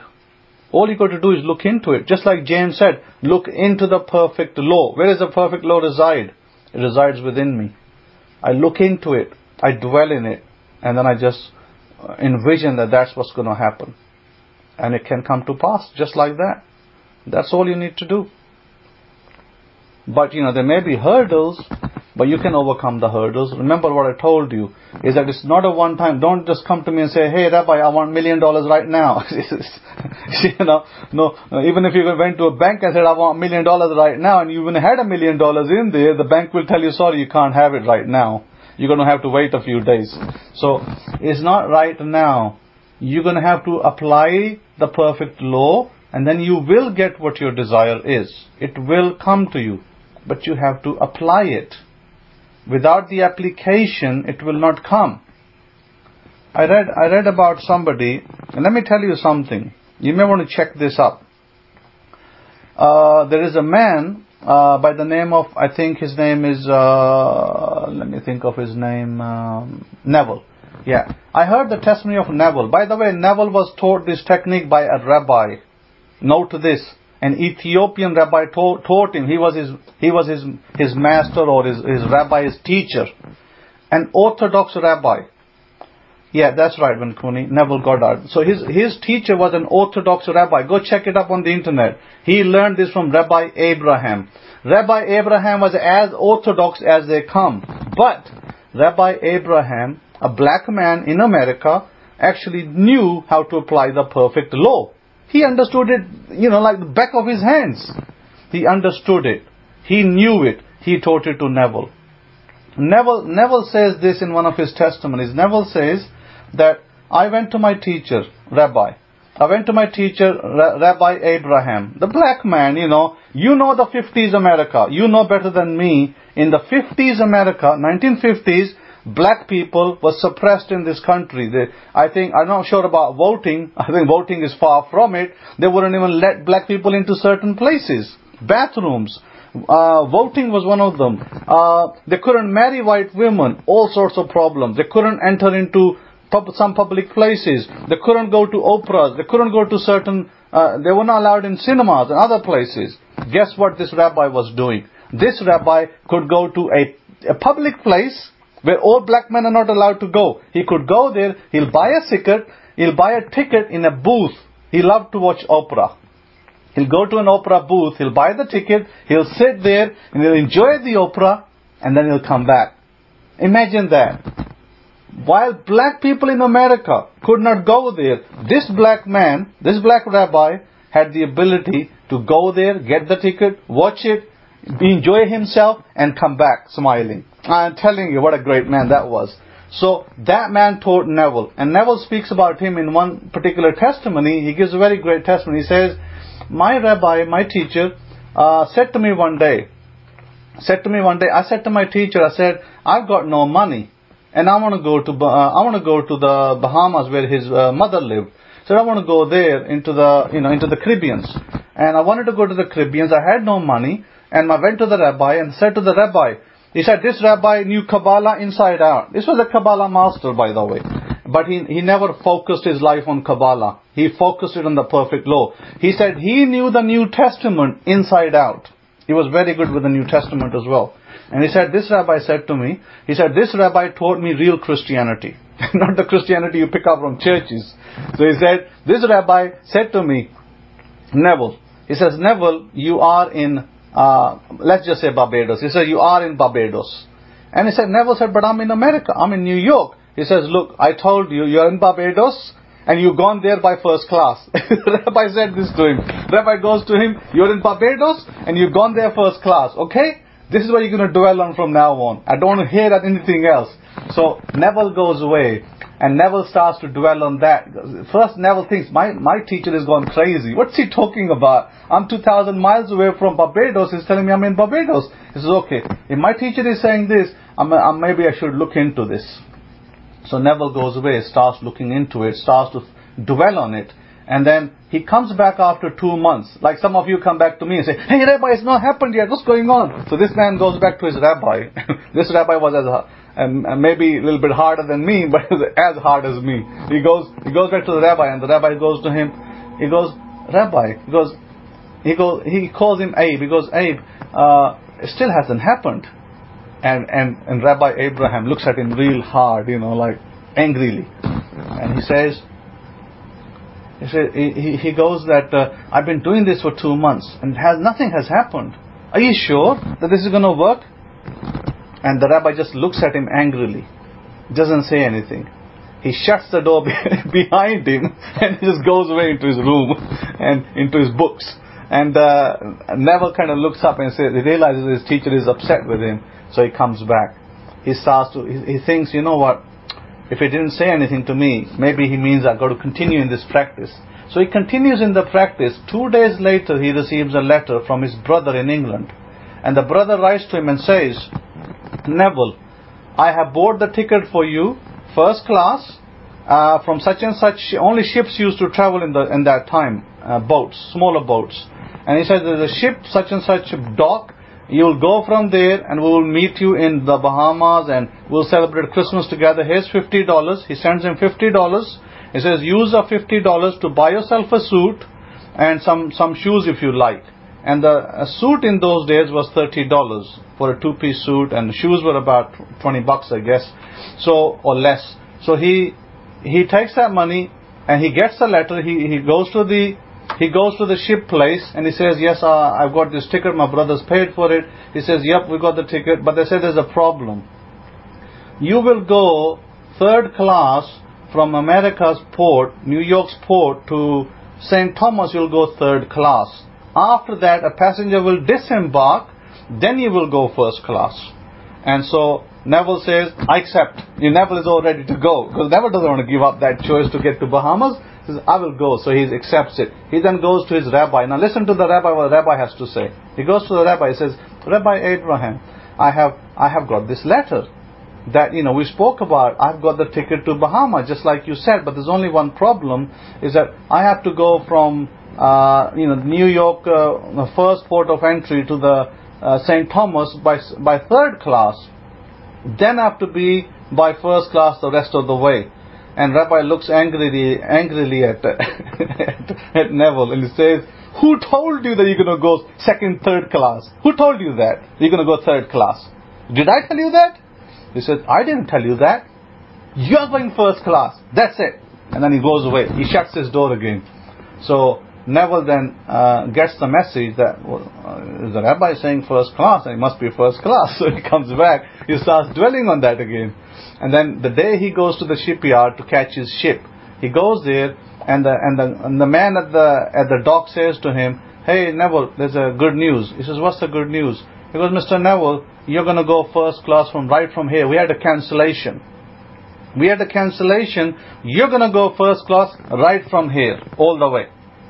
So this man went first class all the way, just like his rabbi told him. And it happened to him just like the rabbi said. He was in Bahamas, where he was going to visit his mother. Let's just say Bahamas, if he was somewhere else, I apologize. So he went to the Caribbeans based on what his rabbi had told him. His rabbi knew the perfect law more than he knew himself. And that's how Neville learnt it. Barbados, sorry, yeah, when for that, yes, Barbados, sorry, not Bahamas.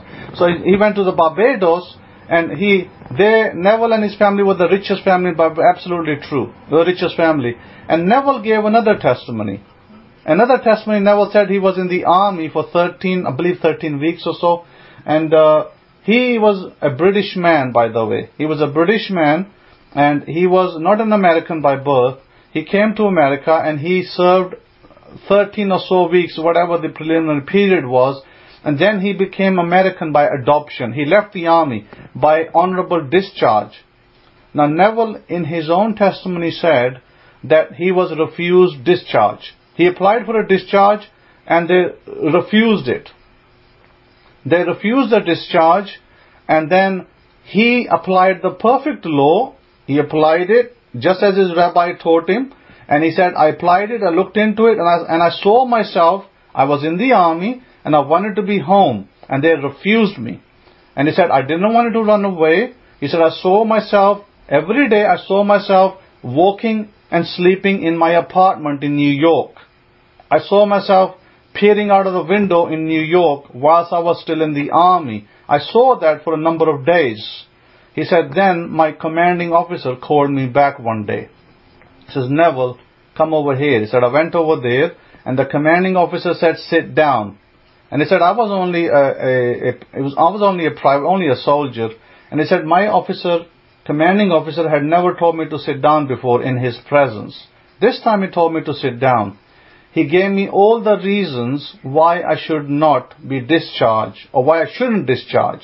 He gave me all the reasons. And then he asked me, he says, Neville, do you still want a discharge? And I said, yes. He says, then he granted me the discharge. Because I saw it, daily I dwelled on it in my bed, and in the morning that I am home in New York with my family. So said I got out of the army with respect and without any problems. So in other words, Neville is a great testimony to his rabbi who taught him how to apply the law. So is it a surprise that you're getting a rabbi over here to teach you this? Is it a surprise? Come on, let's think about it. It's not a surprise. It's not a surprise. So you are learning this from Rabbi Simon, how to apply the... I'm giving you even more techniques than Rabbi Abraham gave to Neville. I'm giving you many more techniques from the East that will change your life forever. But you have to be consistent. You have to be persistent. And you have to persevere. You must persevere. When you persevere with this law, it will bring you tremendous results in your families. You'll have beautiful families. You will have great results.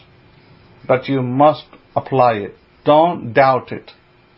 And one of the things that stops this from working correctly is the negative in your negativities and negativities that you acquire from outside. This is why I keep saying to you is restrict what media you will watch. You know, if you like watching movies, fine. Watch movies, no problem. But watch movies that inspire you. Don't watch movies that are going to, give you fear. Like, people like watching horror movies. I think a waste of time. Today's horror movies. If you watch horror movies and you're going to be afraid afterwards of going to, being in the dark or being alone, you don't want to watch those kind of movies. Watch movies that inspire you. If you want to watch Rocky 4, go ahead and watch Rocky 4. There's another movie coming up, Rambo 5, go ahead and watch Rambo 5. If it inspires you, go watch it. So that's something that inspires you. Something that inspires you will hold your attention. It will be in your head. And so therefore, you want to continuously bring your attention to this point where you're going to dwell on what you desire, your desires and your wants. That is what Jesus also preached. But his disciples even didn't get it. By the way, it was coming from another rabbi in the 1st century. So are we any surprised that rabbis know this technique? What about the rest of the Joe world? They're getting it from the rabbis, but half of them don't even know what to do with it. I spoke to this family in Pakistan, and I said to them that this is what you need to do. They said, we want to have our own house. So that's fine. You have to apply this technique. Now, they're brought up hardcore Catholics. Lent starts on... I didn't even know what the heck Lent was before. Now I learned what Lent is, and I learned that Lent starts this year, March 6th.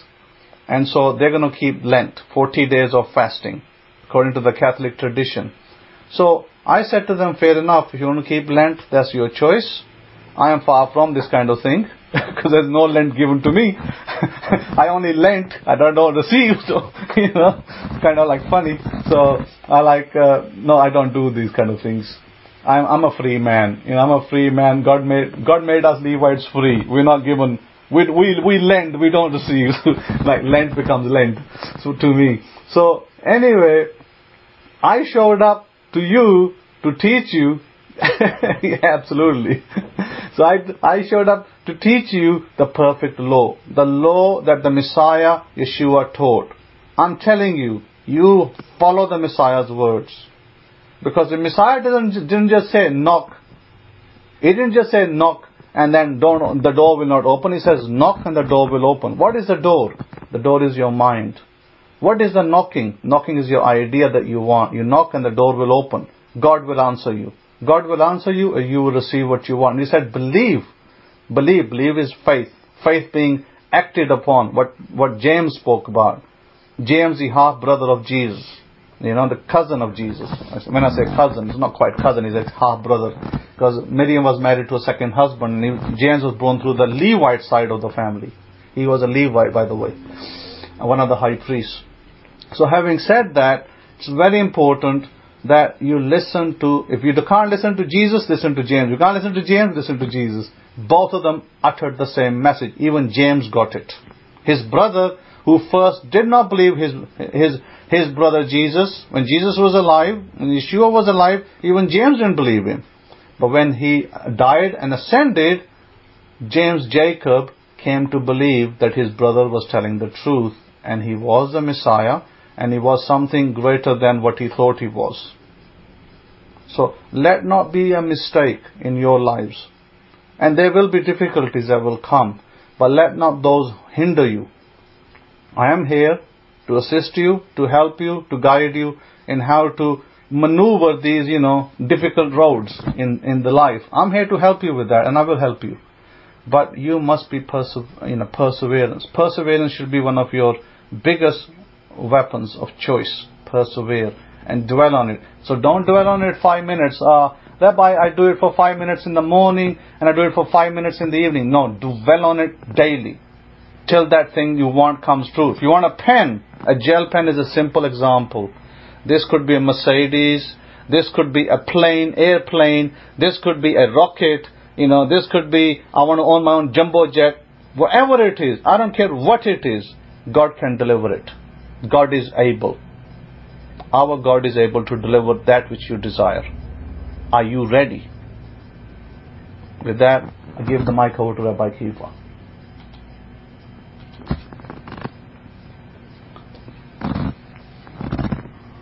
Chadasha, if I can be heard, can I get a 1, please? For those who do celebrate Lent, I'll leave you to your Lenting. And we will, we'll leave you to your Lenting. And you'll find in these religions there's a lot of tradition and a lot of, religions, what it is, man-made. So you'll find a lot of man's hands in the cookie jar doing all kind of necessaries. At the end of the day, if it brings them closer to the God of the God of creation, if it brings them closer to their positive sides, then I say Baruch Hashem. If it brings them closer to the I am mode, hey, let them do their necessaries. If it really brings them to a connection with where they're really supposed to be, then so be it.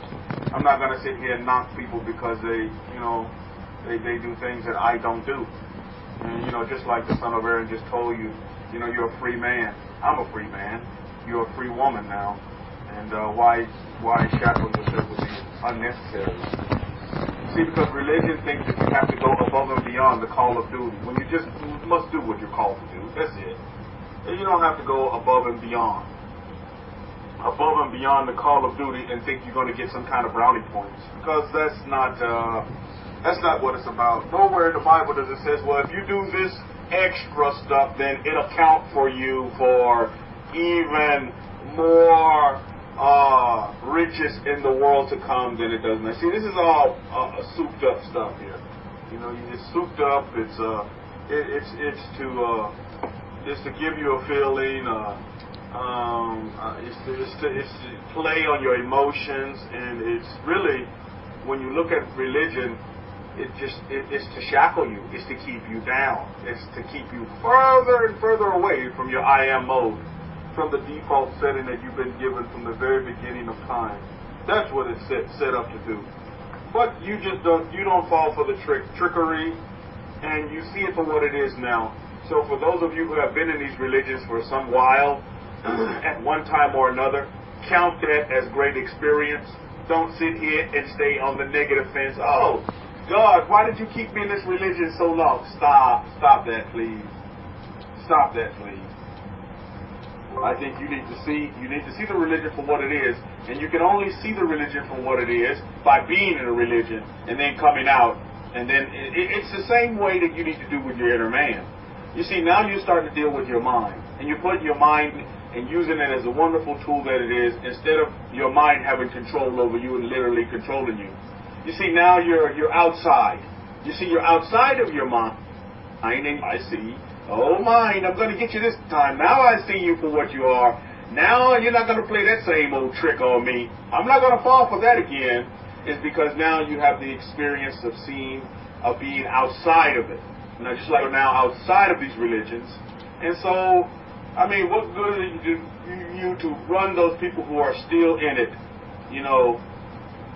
who are still in these religions, what good is it to do? It's just because they don't have the understanding, they haven't been given revelation of the other side, and they may never get it. You are to do what? You are to show them love, you are to show them peace, and you are to show them joy. That's our default setting. Not troubling to hear the information that Hakohi talked about some groups here in North America that have been put on the most hated want list, and for all these, negative things that they're doing. This is why it's so very important that you don't associate yourself with these kind of people. It's very, very important that you do not associate yourselves with any kind of these groups and call themselves Hebrew Israelite, blah, blah, blah, and blah, blah, blah. Because just by association, you can be found guilty. I mean, you know what I'm talking about. Just by association, you can be found guilty by society as a whole. And before you know it, you're getting beat upside the head, and you haven't done anything wrong. Well, you have associated yourself with these so-called Hebrew Israelites groups, and you're getting all these doors slammed in your face, and you're wondering why. So be very careful of that in today's time. You live a way of life, and your way of life is a way of peace. Everybody in this room, up and down the block, run around here telling everybody shalom, shalom, shalom, shalom. But do you really know what that means? You're saying shalom, and yet you go and you abuse your wife physically, emotionally, and in any kind of way you can do it. Yet you're going to come to this forum and say shalom, and vice versa. Same way with wives. They come in here, blah, blah, blah. Oh, shalom. Oh, I love God. And yet you can't give your husband a glass of water. What good is that? Where is your shalom? Where is your peace that's about you? And again, I'm so grateful that our forefathers, and we are to remember that our forefathers were at one time slaves. You see, you have to be in something to appreciate it when you get out of it. Some of you are looking at your relationships right now, and you're saying, "Oh my God, why the hell did I marry that ex-wife?" Well, now you understand why you married that ex-wife. So now you can appreciate this heavenly wife that you have now. Do you not see it? So many times we want to focus on the negativity, all the negative things, that we don't see the blessing that's hidden in every situation that you go through in this life. There is something positive in it, yet we can't find it because mind has us so hoodwinked and bamboozled by emotion. We don't run on no emotion. We run on default settings as creations of the Creator that breathed into our nostrils, the Creator of this universes, of this earth, and of the universes that are outside this universe. And I think that's so very important for us to understand that no matter what you go through today, Mishpachah, no matter where you see yourself right now, here's a question that I have for you this day. Are you happy with your situation where you are now? Are you happy? Are you happy in your situation now, or do you wish you were somewhere else right now? Think about that. That's something that you need to ask yourself, and you don't need to keyboard warrior this, but you just need to ask yourself this, internalize it. Am I happy where I am right now, or I'm wishing that in my present state I was somewhere else? In other words, right now you are here, but you wish you were there. You know what I mean? And there's a lot of people in this scenario. They are here, but they wish they were there.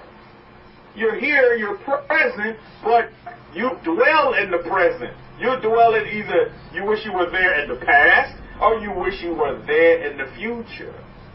But you're present, but you're not present. You see? That can happen to you sometimes. Or you'll find yourself in that state. And when you do find yourself in that state, this is one of the biggest problems that happen when you find yourself in that state. Is that you'll find yourself depressed or stressed because you're present, but you don't want to be present. You're here, but you want to be there. You're here, but you want to be there. You're present, you're here, you're accounted for, you're in the now, but you want to be there in the future, there in the past. And Hakohi said something that I'm going to echo and I'm going to piggyback on as well, which I think is very, very important. Is that as you desire and dream and vision and project yourselves out in the future, do not forget that you're here in the present. Enjoy the present moment that's taking you to your now, that you considering in the future. Remember I talked about being here, but you want to be there? That can cause a lot of stress on the individual. And a lot of worry. Worry is synonymous with what? Stress. That can cause a lot of worry on you. Because you see where you are, but you know where you want to be.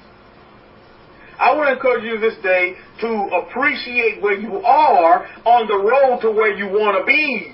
Because where you want to be is where you are now. Wow.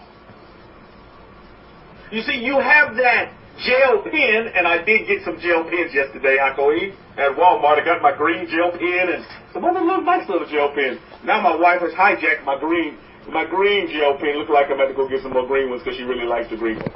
But I got some different colors as well. You see, you can have the green gel pen now. You have the green gel pen now. See, this will alleviate the stress factor. Some of you want to be a millionaire. Some of you want to have that wife. You have the wife now. You're a millionaire now. Your desires, your vision board, your dream board is now. Yeah, you may not. You're calling it in. You may not physically sit now. You see, because that's the first trick your mind will play on you. Well, you're saying that, but the proof is in the pudding, brother, sister, and it's not here now. The proof is in the pudding. You're still in the ghettos. You see? This is your mind playing these tricks on you. The mind preventing you from going to your I am mode so that you can stay in the mental state. So that the mind can dominate you.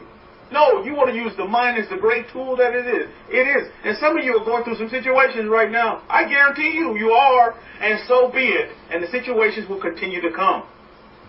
Because it's the situations that judge your meter. Your meter of well, am I on the I am side? Or am I still being mind controlled? Or can I sit back and look outside of this and become a third party? And become just the watcher? I'm watching all these things happen, and it's exciting. And you're there popping your popcorn, and you're watching these things play out within your inner man. You're like, wow, is this really going on inside of me? And yes, it is. You see, the primary reality is within. Secondary reality is without. And one thing that we want to do in 2019 is we want to live in reality. See, but we reverse the script. We say that the primary reality is without. It's without. It's without. And then we try to incorporate it within. We're doing it the opposite way. You need to make your primary reality within. I'm a millionaire now. I'm the father of a beautiful baby boy now. My Forex business is very, very successful monetarily now. You understand what I'm saying? It's now. Make it within, and then the without will come. I know some of you in this room right now, you're worried about something. Some of you have some worries. Some of you have some worries right now. Some of you, and that's a part of life. Recognize a worry for what it is. Whatever you do, do not ignore the worry. You need to embrace it. Recognize the stress. Recognize the depression. Recognize the worry for what it is. Now. And then realize that you can change. You see, this is a problem I see with my father and his situation. He sees this as a big, giant problem. Well, it's not. Yeah, he's recognizing his situation now, but he's not willing to take the next step to get out and realize that he can be free now. He can dig himself out of that hole now, but he can't see that yet.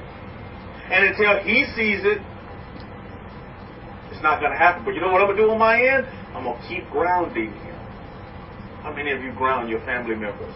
Your mother and your father. I'm grounding my mother. I'm grounding everything man-made, human-made, and material objects as well. I'm grounding that stuff. How many of you're seeing great benefits with your grounding? Put up a capital G if that's you. You're seeing grounding work in your family. You're seeing grounding work in I'm grounding my business. I done grounded Pharaoh, my dog. I'm grounding my business. Capital G. Adasa puts up a capital J. Adasa, what is that? J stand for Jesus? Okay, good. Good enough. Fair enough. No problem. No problem, keyboard warrior. No problem.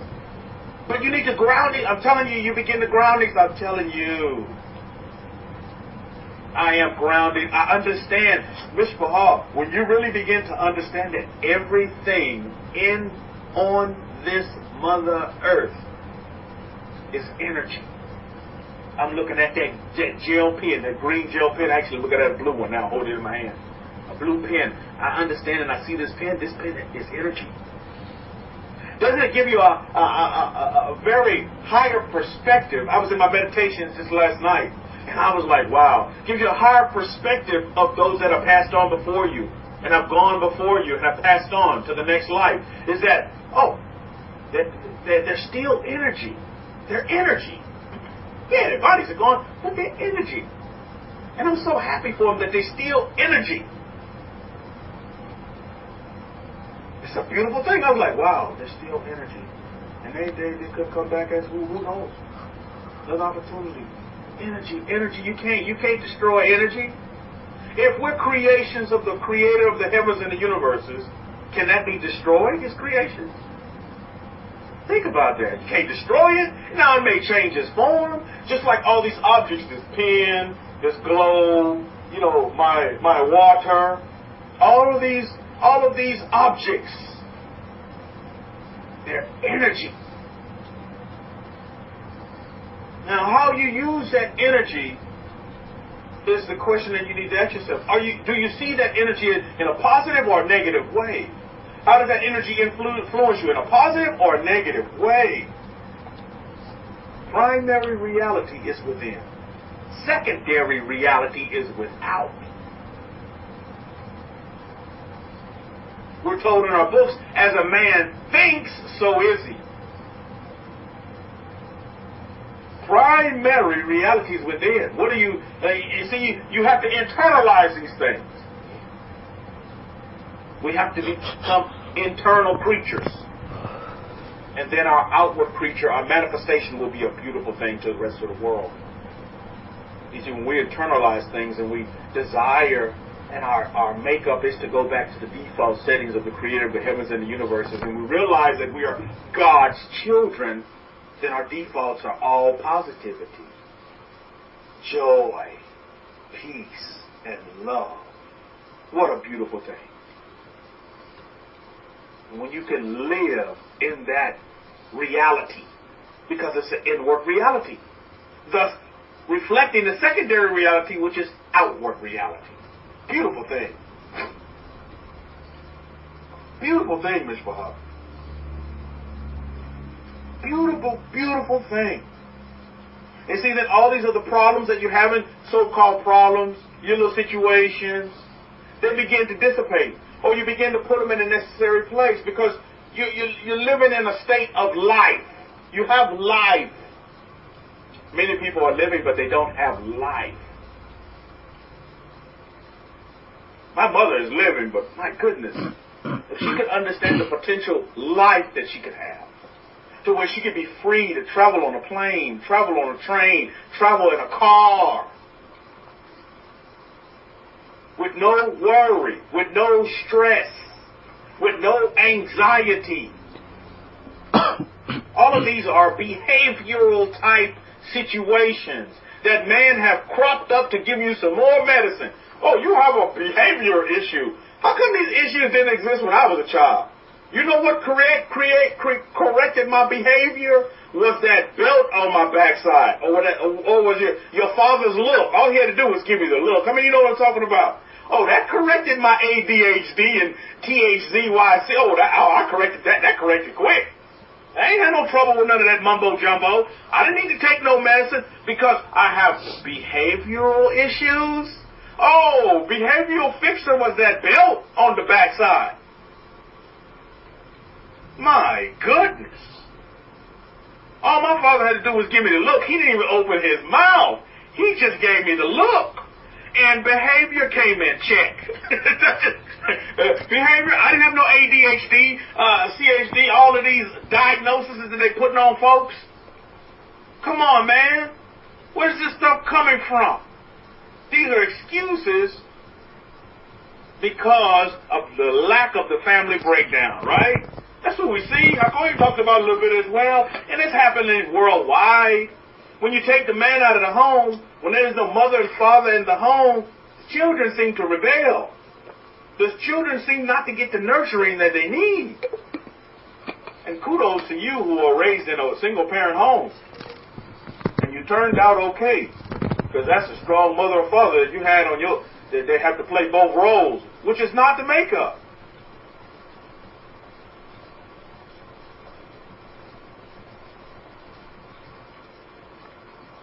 So this is what we look at. Behavioral.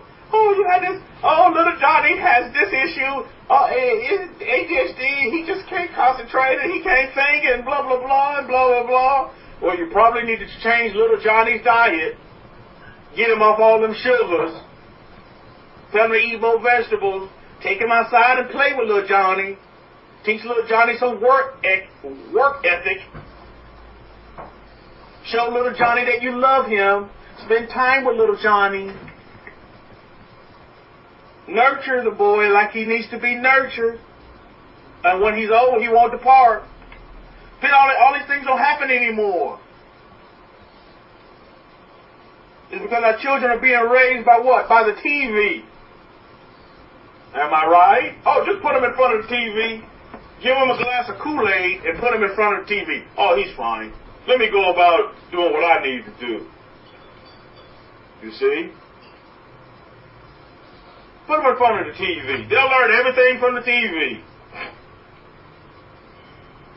Yeah, mobile phones, Daniel, put them in front of the mobile phone.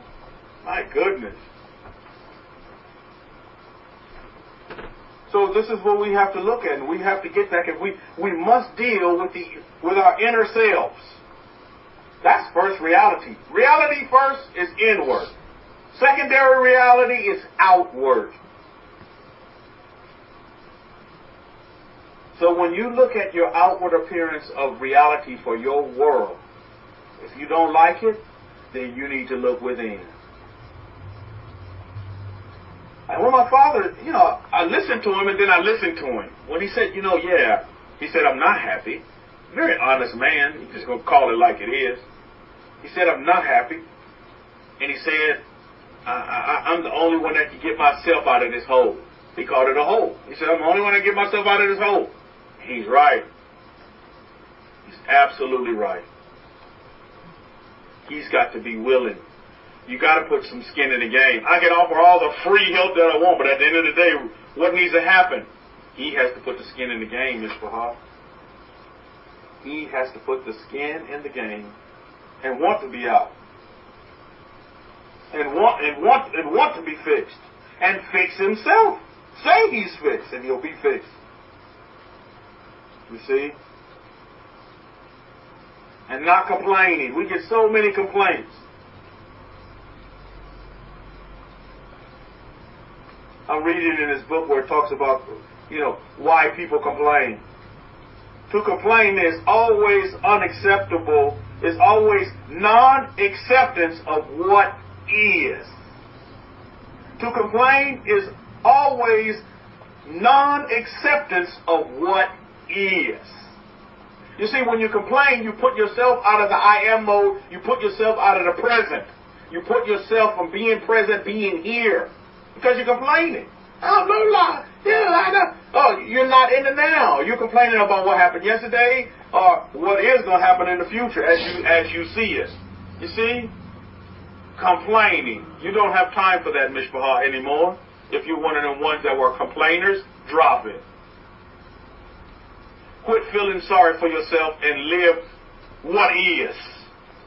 Fix yourself. You can fix yourself. You see? you can fix yourself. Wow, that's a revelation, Rabbi. I didn't know I could fix myself. Yes, you can. And a lot of you are fixing yourself. You can fix yourself in your meditations, in your aspirations, and whatever you call it. In your prayer, you see how you can fix yourself. You are beautiful creatures. You are creatures that have been endowed with some awesome powers as energy. Super awesome powers. And the thing that I know from this Parsha and dealing with the temple, and I want to just read on it a little bit here, which I think is important. And through all our books, you're going to see this, is that we're people of abundance. And I tell you, how many of you, it was a revelation to you to hear that you are people of abundance. You are. That was revelation, because I hadn't been taught that. I have not been taught that. And from my experience, that didn't exist in my families that I was brought up with on this earth, that I can live in abundance. I wasn't taught that. But you can. That is your default setting. Your inheritance is abundance. Let's just look at our forefathers for a minute. When we look at Exodus here, I want to hone in on Exodus chapter 35. When we see that, the construction of the temple is starting to take place and things are needed. You see? Craftsmen were picked out and the Hebrews were told to give. I'm going to pick it up in Exodus chapter 35, verses 4. Then all the craftsmen who were doing all the work of the holy place came, each from his work he was doing. Look at verse 30. Exodus chapter 35, verse 4. And this is going to be verse 5 of Exodus chapter 35. And they spoke to Moshe. They spoke to Moses. They spoke to Musa, saying, the people bring much more than enough for the service of the work which Yahweh has commanded us to do. Look at here. Even in here is abundance. A life of too much or a life of not enough. Where are you? I was raised in a home where it was a life of, it's just not enough. It's just not enough. It's just not enough.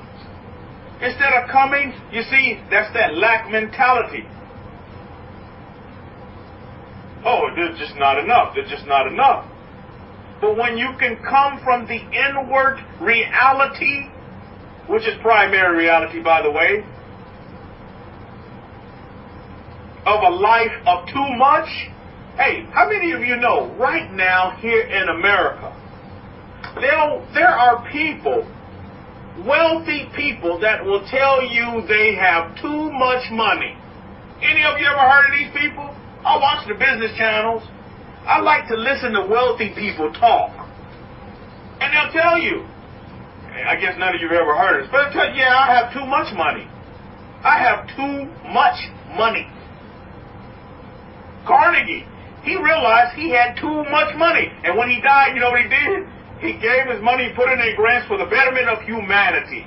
Because they say, yeah, I have too much money. And you know what else they'll say? They'll say, I have too much money and I pay too little taxes. They'll tell you this. They'll tell you this. Yeah, for all this money I'm making, I'm not paying enough taxes for it. But that's the government system that we have set up, so hey, great. That's the rules that are in place. I'm not breaking the rules. Great.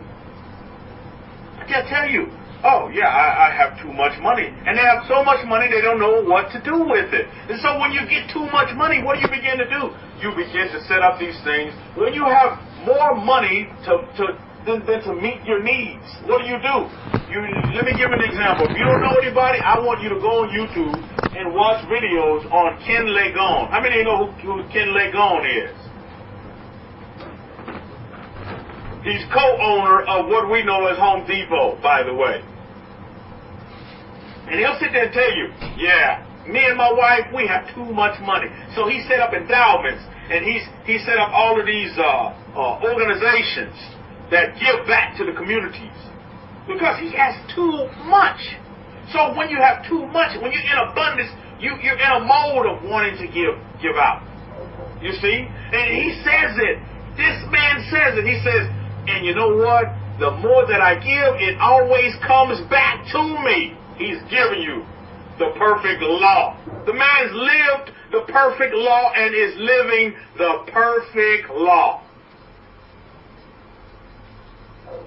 And he says, my goodness, the more that I'm giving back, all that money, and you know what he says? He says, you know what? It's not the money, because I have more money than me and my wife will ever need in this lifetime, blah, blah, blah. But he said, you know what I value is my time. He said, my time. I give my time to this organization. I'm over there doing this function and doing this. He says, it's my time that I value. He says, it's my time that I'm away from my family, away from doing things that I like to do, because I'm giving of my time. Because I got to go to this function, and this function, this dedication of this building, and this, and this, and this. I'm like, wow. That's what he says. But for me, time is irrelevant. And Hakohen told you something in his lecture, and I hope you caught it. He said, be patient. That's what you need to be. When you're patient, time doesn't matter when you're patient. Because when the universes want to give it to you, that's when you're going to get it. That's called patience. You're just waiting on the universe. You just wait. And you continue to have it now, and you wait. And you continue to have it now and be present, and you wait. My goodness. Isn't that a beautiful thing? You see, because then that takes away stress. You don't get depressed. You're not living in anxiety. All of these little negative emotions that'll have you in somebody's behavioral classification. Before you know it, you got a disease process that you have a behavioral problem, so you need to be on this medication to calm your nerves. No, you don't, because you live in the now. And some of you needed to hear this. It's because at one time or another, that depression will raise its head. Or those past experiences will raise their head, give you anxiety, make you feel like you can't be nothing, you won't be nothing, and you'll never be nothing. But you tell yourself you are enough, you've always been enough, and you will always be enough. Beautiful. Words have power, Mishpahah. Use the power of words to change your primary reality that's within you. And then the outward reality, which is secondary, will manifest itself before your very eyes. But you must fix within. Everybody's looking without the secondary reality. Oh, yeah, I'm going to have $1 million. But within, you don't have $1 million mindset. You're still with poor man mindset. Fix your within, which is your primary reality. Ask yourself this day, what is my primary reality now? How do I see myself now within myself? Because that's what will be manifested in your secondary emotion and in your secondary reality, which is the outward appearance of that. If I say I am joy, I tell myself that every day. I am joy, yet I go to work looking like Eeyore. Oh no, I have to work again. No, I tell myself in the morning, I am joy. And I go, and I don't call it work. I say, man, I'm going to give service to another. I'm going to provide a service. Wow. Change your within. Without will follow. And if you need help in that area, don't worry. Situations will crop up to help you gauge and meter where you are. Put yourself on the meter. That's what you need to do. Put yourself on the meter and let these situations, utilize these situations to assess yourself. Well, you don't know, Rabbi, my problem is such a big problem. Make your problem a situation and then make the situation a success. Why? It's because you gained so much great experience. You see? Simha saying, food for thought. Thoughts are energy that create indeed. And they create they create wow, but they create now. Your thoughts are energy and they create now. You're right now. So if you're thinking depression, guess what you're going to be right now? Depressed. If you're thinking success, guess what you're going to be right now? You're successful now. You're successful here, right now. You see? Beautiful.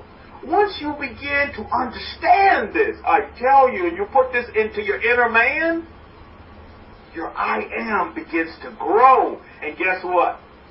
The mental mind control, it just has to dissipate, and it goes away. And then you begin to use your mind for the beautiful tool that it is, and your mind is not controlling you anymore. Your mind is telling you you're not sick anymore. Your mind is telling you you're not depressed anymore. Your mind is telling you that you're not nothing anymore, because your I am is saying, I am enough, and I've always been enough, and I will always be enough. Wow. Beautiful. Beautiful. Now, mind not going to go down without a fight. How many of you know that?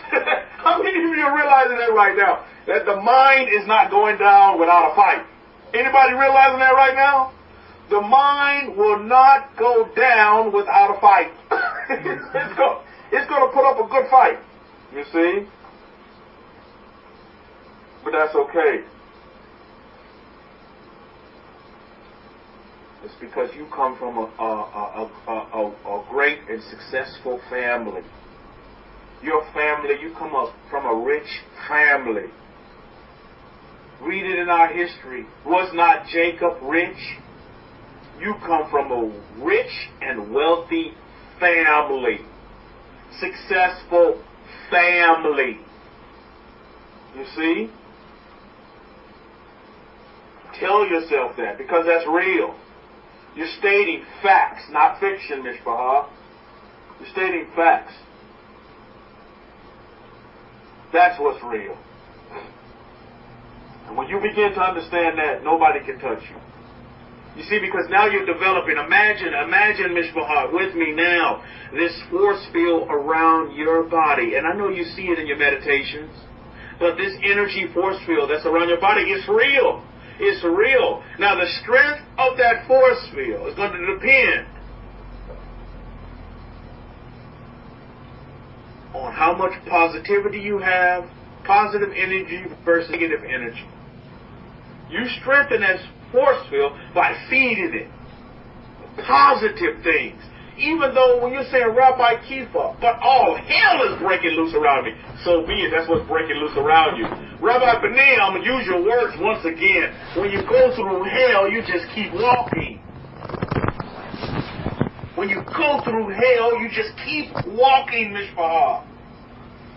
There's a force field of energy around you. How strong that force field is, I do not know. Only you know that. You can enhance it, or you can weaken it. And Hakohin went into several ways on how you can weaken it. And how you can strengthen it as well. We must realize, as in this Parsha, we're going to keep reading here.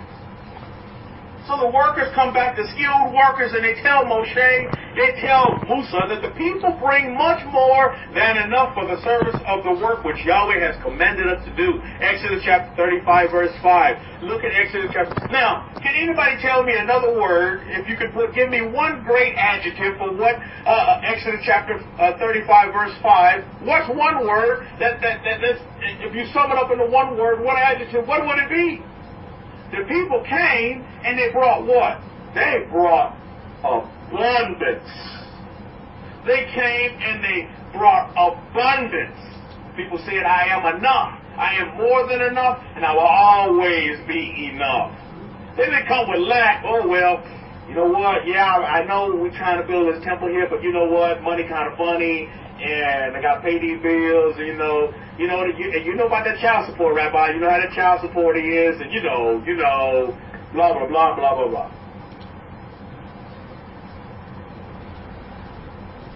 They came with more than enough. Verse 6 of Exodus chapter 35. So Moses, Musa, he gave a commandment, and they caused it to be proclaimed throughout all the camp, saying, let neither man nor woman do any more work for the offering of the holy place, and the people were restrained from bringing. Look at verse 7. For the material they had was sufficient for all the work to be done, indeed too much. Wow! Verse 7 is awesome. A life of too much, a life of not enough. Exodus chapter 35 verse 7 says the material that they brought was sufficient. What do we tell ourselves in our aspirations? I am enough, I've always been enough, and I will always be enough. That's the same word as saying sufficient. Wow. I am sufficient. Every one of you right now is building your temple. You're building your house. Think about it that way. You are sufficient. You're gonna get to a point to where it's too much, to where you don't have to stop it, but then you could begin to give out. You see, the more you get, the more you give, and the more you get. That's what Ken Langone says. He said, the more I just give out this money, he said, that money comes back to me. He said, it just comes back to me. I give it out and it comes back. I give it out and it comes back. I give it out and it comes back. Also, what Ken Langone says, he says this as well. He says, I'm not a self-made man.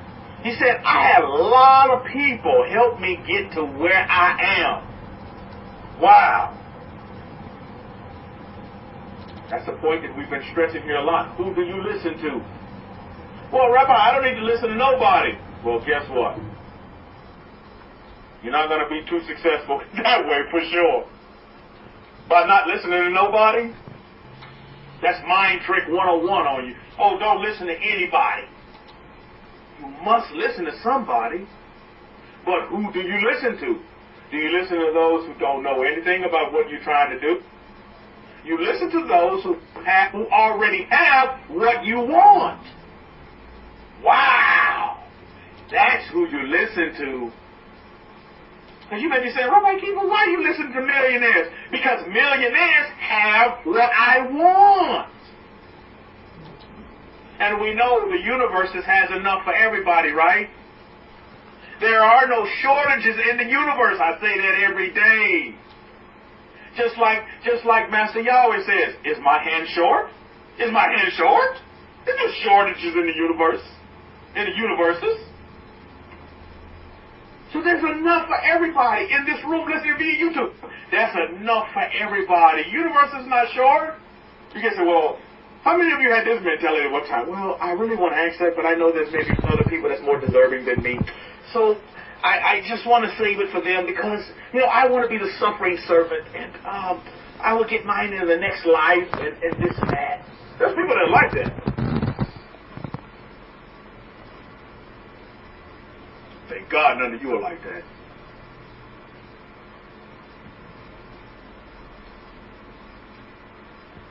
So we have to continue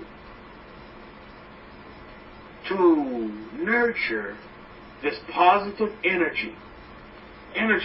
I want you all to think energy, Mishpachah. Think power. Think frequency. Your mind can't comprehend it, but your I am lives there. It lives in energy. It is a frequency. It's a vibration. You're like a beacon, and you're putting out a signal, Mishpachah. That's what you're doing right now, whether you believe me or not. These are the facts on the ground. You're putting out a frequency, an energy. Even those that passed on. How many of you have ever watched these like paranormal shows? How do they detect if there's a presence there? Look, listen to what they call it. It's presence, right? There's a presence. They tell you, oh, there's a presence here. How did they detect that? I watch these shows. How do they detect it? They get a meter that can measure what? Energy. It measures frequency. And man, when that meter starts jumping, oh yeah, there's a presence here. Because that meter is like jumping off the charts. Like, oh yeah, there's energy here. It's like an energy meter. What is that telling you?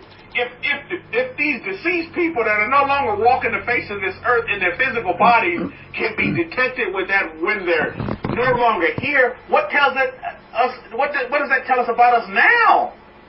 Your energy now, your frequency now. You don't have to wait till you die to get frequency, to get energy, to get a vibration. You are that now, Mishpah.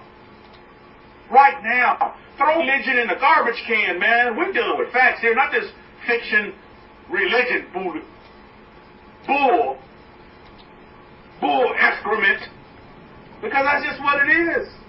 And it leaves you shackled. I'm looking at my mother and my father. They're in that predicament. They love Jesus. They love Jesus. But they're not. But one lives in fear, one lives in unhappiness. What is that? Come on, man. It's a beautiful world here. It's life. Let's go to the Master Yeshua's words, because I got to go there. You are sufficient. You are enough. Anybody ever told you in passing that you talk to them, they say, oh, child, you just too much. You just too much. Oh, yes, you are. You're too much. You just too much. Oh, yes, I am. I am just too much. I'm more than enough. I've always been enough, and I will always be enough. Tell yourself these things. Look at your situation and see it for what it is. Don't excuse it. This situation is to help you. It's to help you in your I am mode. And you're going to continue to have situations, Mishpah. There is no situation on the face of this earth that is greater than your I am. There's no situation that's greater than you.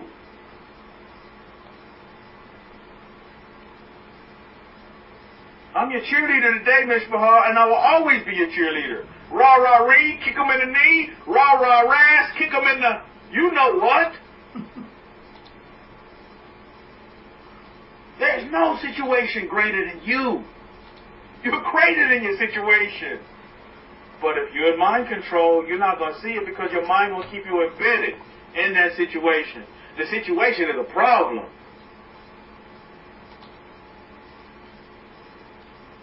Then it'll become depression.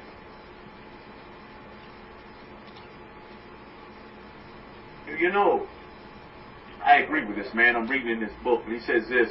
He says that negativity will kill you quicker than any physical disease.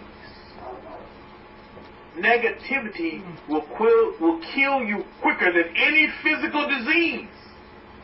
You see, because with a physical disease, it just deals with normally just the person. But negativity can permeate and spread. How many know what I'm talking about? You can be like in a group. Say like you're in this group. And if everybody's talking negative, before you know it, the negative cloud will come in and cover the whole room.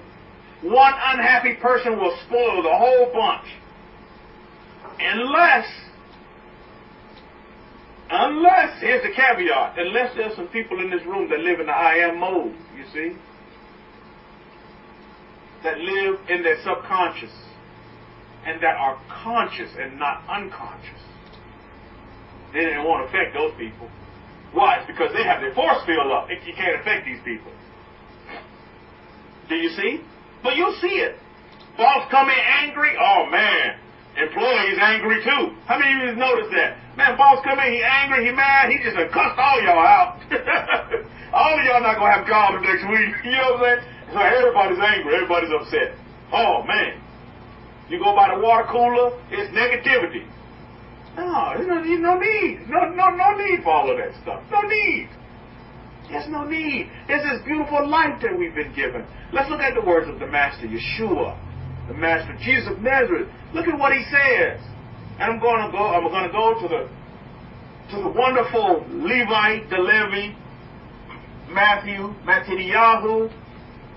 chapter. We're going to start reading chapter 6, verse 25. Therefore, I say to you, take no thought for your life. Listen to what the Master's saying here. Boy, I tell you what. He says, take no thought for your life, what you shall eat or what you shall drink, nor yet for your body, what you shall put on. Is not the life more than food, and the body more than clothes? Worry. Take no thought. Take no thought for your life. Many people, they sit there and they think and they contemplate, oh, I'm going to be young, I'll always be young. Oh, I got to do this against cancer. But you don't have cancer now. Oh, well, I got to do this to, prevent this and do this. And the master say, listen, pump the brakes. The master Yeshua saying here, therefore I say to you, take no thought for your life, what you shall eat or what you shall drink, nor yet for your body, what you shall put on. Is not the life more than food, and the body more than clothes? Is not the life? You see, remember I told you earlier, our parents have life, but they're not living. They have a beautiful life, but they're not living. One is in fear, the other is in depression. What is that? You see where we are? Look at verse 26. Behold the birds of the air, for they sow not, nor do they reap, nor gather into barns. Yet your Ab and Shemaim feeds them. Are you not more precious than they? Take this to heart this day. Some of you need to hear this. Take this to heart. Take this to your head. Take this to your subconscious and become conscious instead of unconscious. You see, because your mind wants to leave you in this mode. Oh, I got to worry about my health. I got to worry about what clothes I'm going to wear. My goodness, think about the birds. You see, we got to put life into perspective here. Some of you hadn't heard a bird chirp in years. It's because you got so much clutter in your way that you cannot be clear. You're so much clutter, blah, blah, blah, stuff that don't hold no weight to water. But you have clutter that you cannot be clear. Look at the birds of the air. Behold the birds of the air. They don't work. They don't reap. They don't store up nothing. Yet the Abba feeds them. Are you not more precious than they? Look at verse 27.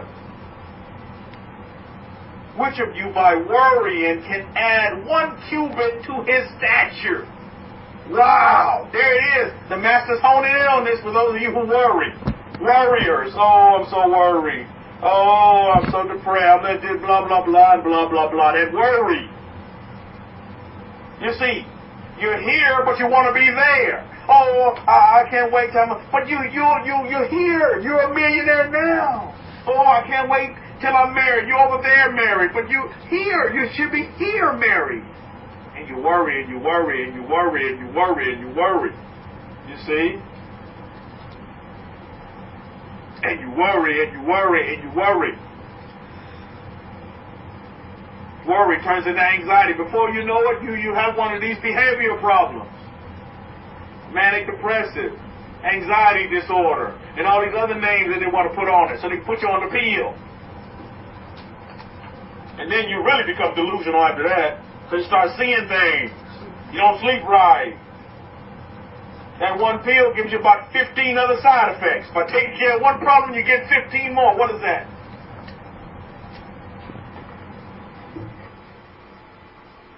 Oh, I have this behavior and that behavior. I'm so overwhelmed and blah, blah, blah, blah, blah, blah. The Master Yeshua, verse 27 of Maxidi Yahoo, verse 6. Of which of you by worrying can add 1 cubit to his stature? What good is worrying going to do for you? The Master's telling you, and paraphrasing. Verse 28. Why do you worry for clothes? Consider the lilies of the field, how they grow. They work not, neither do they spin. Some of you think success is just work. That you never have time to look at the lilies of the field, much less see the birds of the air. stop worrying and realize what life really is. Oh, but if my mother could understand this, oh, I would be so happy. Worry, worry, worry. Well, son, if I get on this plane, if I get on the train, son, if I get on the bus, if you come pick me up in the car, don't leave in the car, God forbid. Oh, no, death and destruction and fear and blah, blah, blah, blah, blah, blah. Worry, worry, worry. My goodness, mother, I guess I'm not supposed to get out of bed in the morning. Do you see this? But we tell ourselves, because we live in the I am mode. That's our default setting, is that we're what? We are joy, we are peace, and we are love. We are enough. We are sufficient. We are more than enough. We've always been enough. We will always be enough. That's real. That's real. I'm telling you, it is real. You make it real now, because it is now. Wow. Heavy stuff.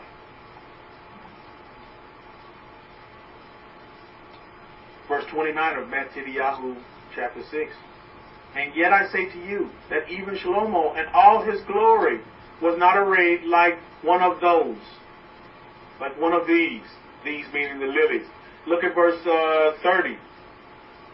Wherefore, if Yahweh so clothe the grass of the field, which is today and tomorrow is which is tomorrow cast into the oven, shall not he much more clothe you, you people of little faith? Wow! What truly is faith? Wow! Faith is not worry, that's for sure. Verse 31. Therefore, do not worry. Look at the master. The master's telling him, I guess worry, stress, all that was a period going on during the period of the time that the master Yeshua walked the earth, and it's still happening today. No surprises there, right? He said, people, what you worried about? You don't have to worry. Life is more valuable, more important than your worry. Worry will not fix your problem. The master Yeshua, Jesus of Nazareth, saying, therefore do not worry, saying, what shall we eat or what shall we drink? But what shall we be clothed with? Don't have to worry about those things.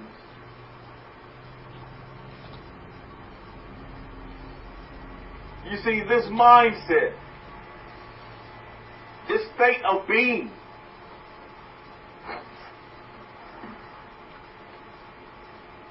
leave you in a state of unconsciousness.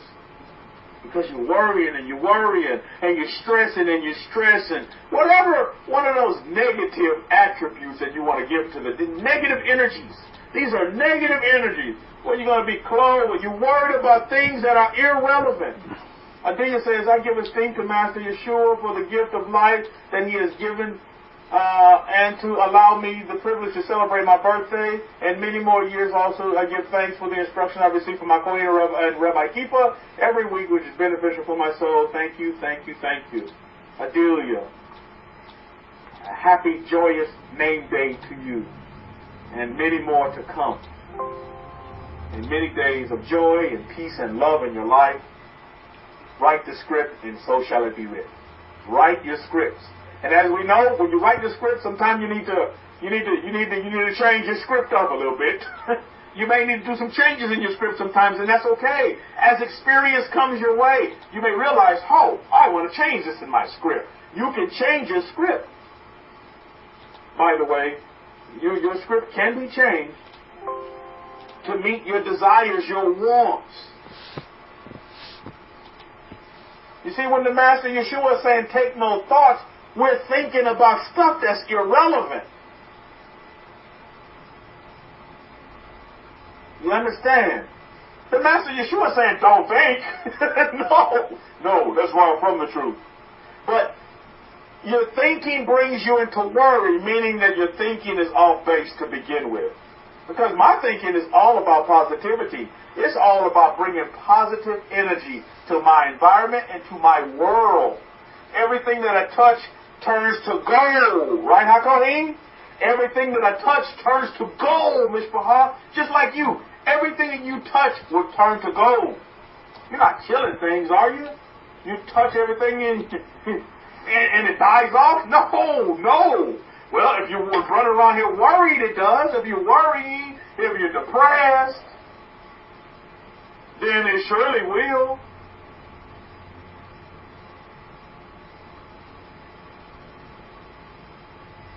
It's a mindset, and you need to change it. A life of too much. That's what you are. You're not a life of not enough. You're a life of too much, which is synonymous with what? Abundance. You are a life of abundance.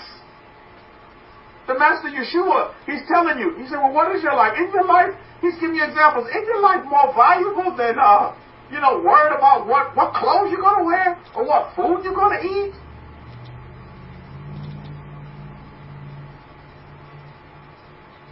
Shouldn't you be using your life for bigger things than that? I'm paraphrasing what the Master's trying to say here. But too many people, even during the Master Yeshua's time, their focus was mind control. Their mind was just controlling them. They weren't living in the I am mode. The Master's trying to get them over to the I am mode, but they're over here, being manipulated by the mind. Oh, I got to worry about this. I have to worry about that. Oh, you got to worry about this bill and that bill and that bill. You tell yourself, my bills are paid now. Because you're in the present. You're here, but you cannot live there. Your life is now. Your life is right now, Mishpahah. You're here is now. Your there is also now. But some of you get so stressed out to get there that you don't live here. You don't live in the present. Live this moment in the present now. Your there will come, and then it will be now. Man, I'm learning so much about, listening to millionaires talk, billionaires, listen to them talk. That they all started from rags. Most of them started from rags. Most of them, it didn't have it given to them. They started from rags. Then they made the riches. But you see, they cherish the process. Not that they're living in the past, but they understand the past got them to the now. Wow. And they have a high appreciation. I see that as I listen to them. I'm like, wow, that's quite interesting. We're told in our books, in our history, that we're to never forget. We're always to remember where we came from, right? Never forget where we came from, but just don't go back there and try to live like where we came from. No. You see? We're not here to do that. We're here now, to live now. To have abundance now in our lives. That's what's important. Now. We're full of life. We're full of peace. We're full of joy. We're full of love. That's default settings. Truly. Some of you know this as well. Some of you know this as well. All of you should know this. This is not a room for your drama. All of you should know this as well. Is that, listen, our default setting is not to be angry. It's not to segregate ourselves. It's not to put ourselves and elevate ourselves on pedestals. We let our walk do the talk. Your walk should do your talk. And when you say something, it should have meaning, and it should resonate, and it should uplift. It should not tear down. It should bring together. It should not divide. I want you to consider these things before you go out here speaking and opening your mouth. Although you may have disagreements with some people you can't get on with, whatever comes out of your mouth should be positivity. It should be uplifting folks and not tearing them down. But Rabbi Kefa, you don't understand. That person, I can't get on with that. So be it. So be it. Maybe that person can't get on with you, but you can get on with that person. Leave them in a state of peace. Leave them in a state of love. Leave them in a state of joy. Even though they may hate, you leave them in a state of joy. Even though they may be in a state of anger, you leave them in a state of joy and happiness. My father used to listen to this one song on 8-track. I can't remember the name of the artist, but he would say, "Love and happiness." Yeah. My father used to play this song on 8-track over and over and over again as we would take family trips in his van. I'm like, my goodness. If there's one thing I got out of that song, it was love and happiness. That's what it's about. Love and happiness. That's how our life should be. And the world should see it. But the love and happiness has to start within. You see?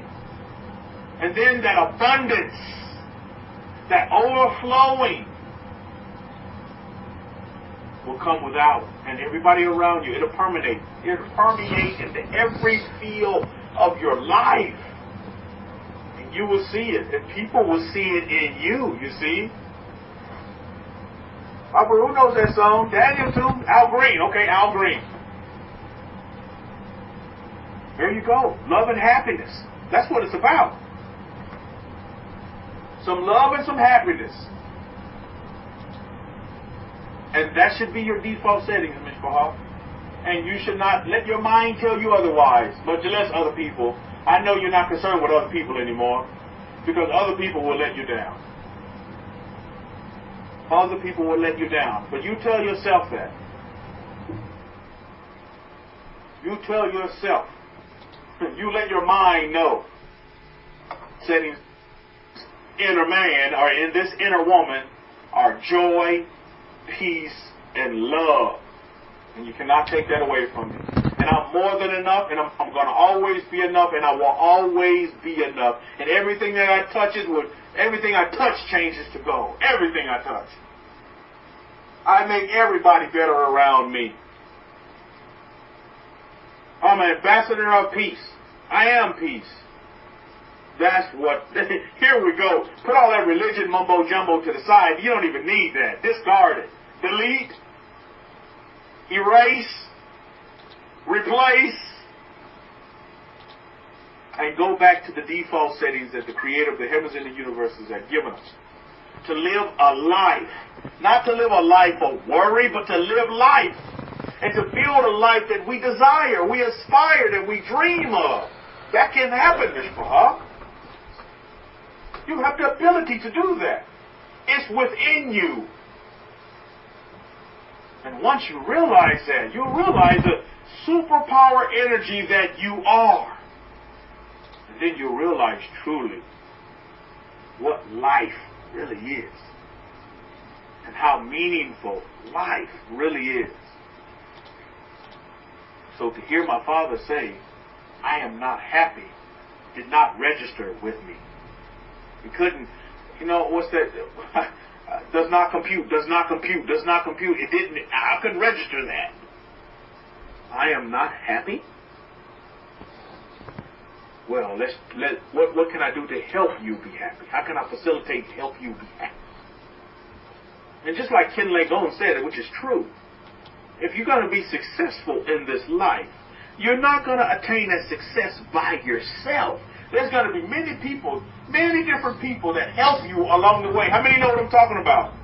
You are all successful in this room. And you didn't get here by yourself, did you? You had many mentors, many people in your life, many teachers that help you along the way to get you where you are today. Now. And you will continue to have these teachers. You will continue to have these mentors that will help you grow and nurture you into what you want to be and how you want to be it, how you want to live this life. As you don't want to waste it. You don't want to just fade away. You want to be that lily. You want to be the bird of the air where you don't worry.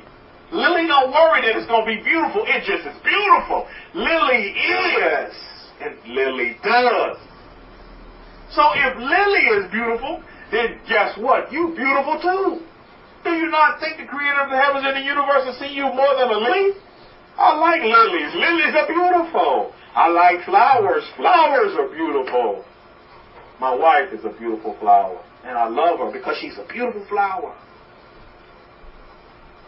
But even you are even more valuable than that. More important. You see?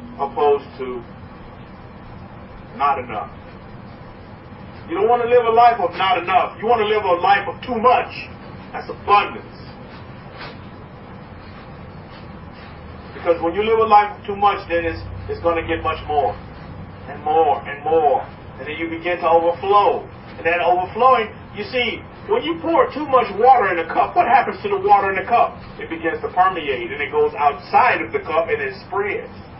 That's just what happens. But nothing can spread when the cup is not full because you come from a not enough mentality. Oh, there's not enough for the cup. So the cup never overflows. The cup keeps the water within the cup because that's all the water that the cup has. It doesn't go out and permeate. It spreads. Try this little experiment with your family this day. Take a cup of water and pour it in a coffee cup. Let it overflow. And then pour another cup of water in a cup of water and don't let it overflow. Maybe fill it halfway. And you'll see. But in use this is a great lesson because you can see that there are people that live a life of less. A life of lack. A life of not enough opposed to those that live a life of more than enough. Of abundance. You want to be on that side where the coffee cup is running over. Are we not told that in our Psalms? My cup runneth over. I'm not making this stuff up, Miss Bahad. It's real. I'm telling you it's real. It's in our books. But we must pay attention to it and we must begin to live it. Just like the Levite James said, we must begin to be doers of the word. Overflow. Overflow. If your cup needs to run over, then so be it. Run over. Do run over. That means be run over. Now, here. My goodness, it's beautiful. You don't make this stuff up. It's our way of living. It's our way of life. It's no religion here, Mishpahah. So if you come here for religion, you come to the wrong place. And if you're in religion, let me tell you, there's a better way. There's a better way. There's the best way, and that's going back and connect to the Creator that created you, that breathed into your nostrils. He wants you to go back to default setting. He don't want you to go back to religion. Noah got off the boat. Did he say I'm a Christian? Did he say I'm a Catholic? No, he didn't. He obeyed the works of God. Think about that. That's what we need to go back to. Everybody with a Bible in their house that say they're Bible believers. Come on, man. Stop with the mumbo jumbo. Stop with the mantra and go back to the source, the energy power. For all living things and objects as well, as we're all atoms. We're made up and arranged of atoms just in different arrangements, but we're all atoms. We're all power. We're all energy. We're all frequency. We're all vibration. Whether you want to believe it or not, it's real. Believe me, it's real. Science will tell you it's real. Your energy. You're a vibration. Medical field will tell you this as well. Your energy. You're a vibration. That's what you are. So take heed. Take it to your head. More importantly, take it to your consciousness. Become conscious and not unconscious. On that note, we'll wrap it up for the Shabbat. I'll encourage you to look at the Master Yeshua's words there in Matthew chapter 5. Matthew chapter 6.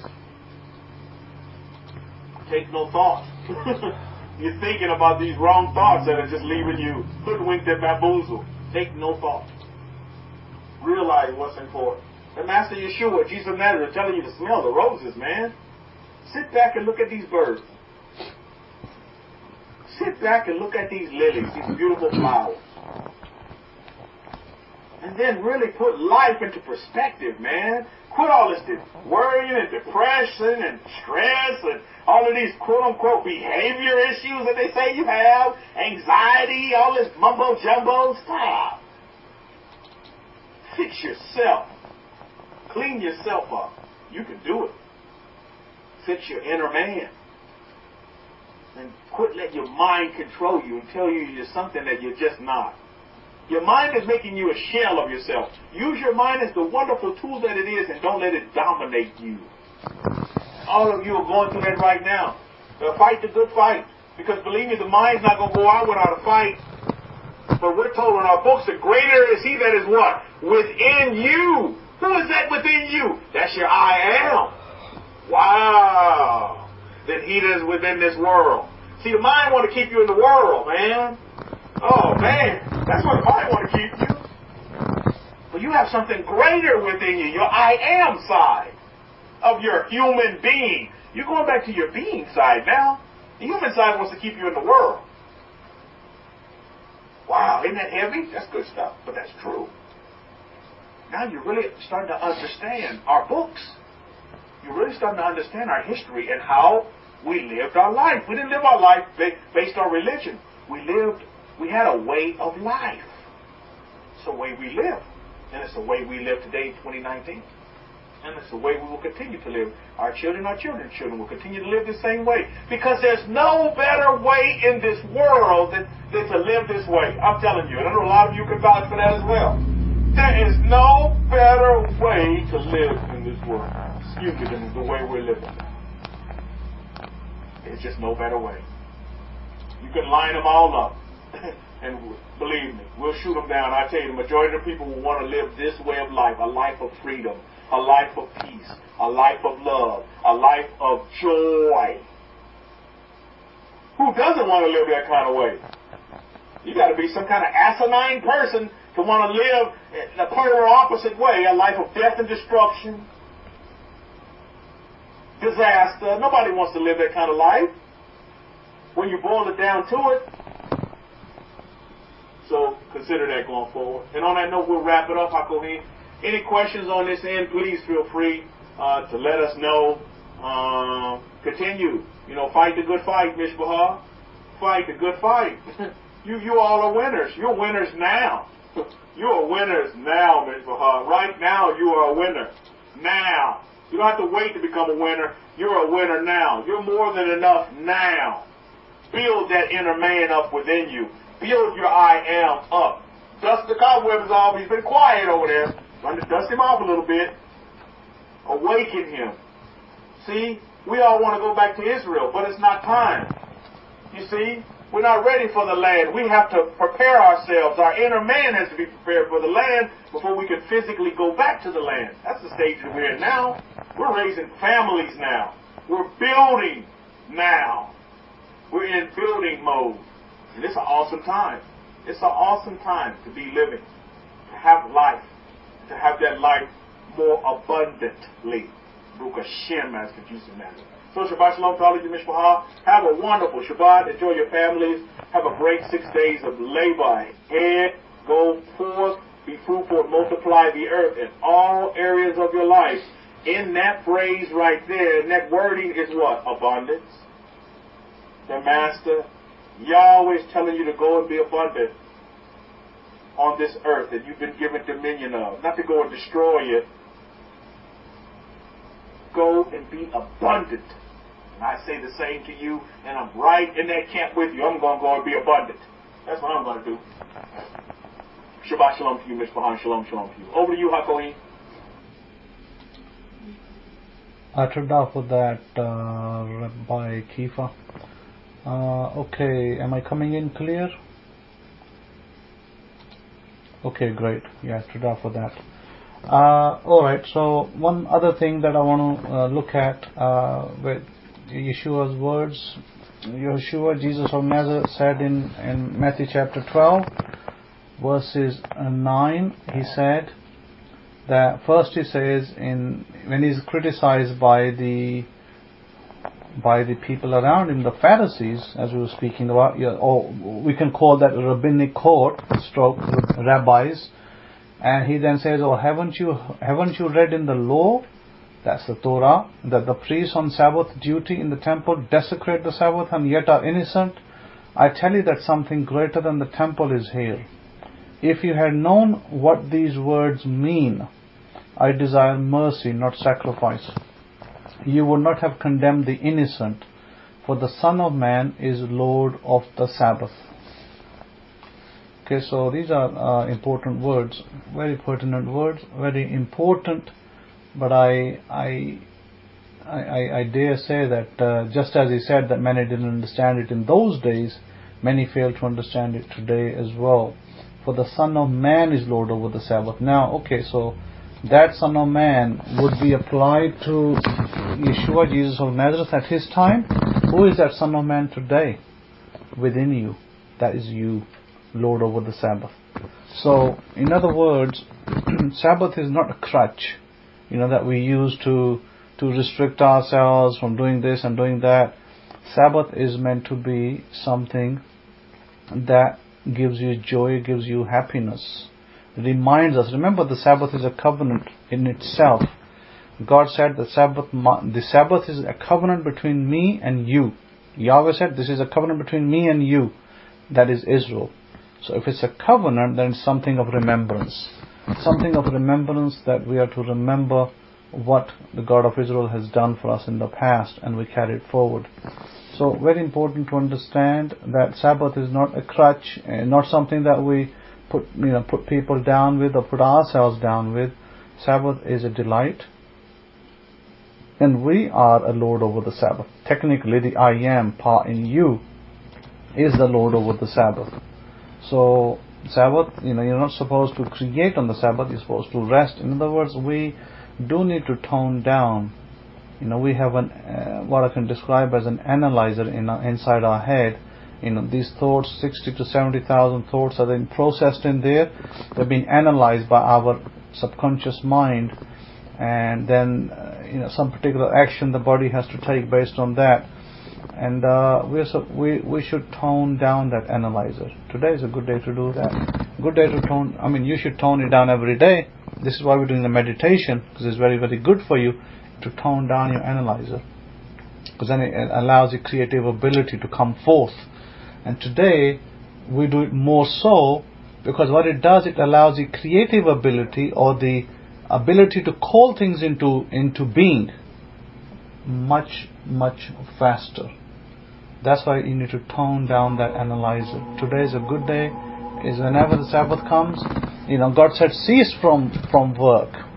So what is the work that we do? Well, we could be doing, other than our regular jobs, we could be calling things into being, manifesting things into being.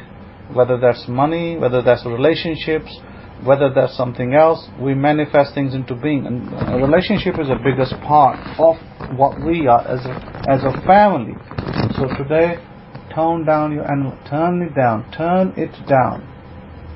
You won't be able to turn it off completely, because the analyzer continues to run, because it's, the subconscious will continue to process thoughts, but you can turn it down. We can't switch it off, because it's not meant to be switched off completely. But if you turn it down, that reduces the number of thoughts you process.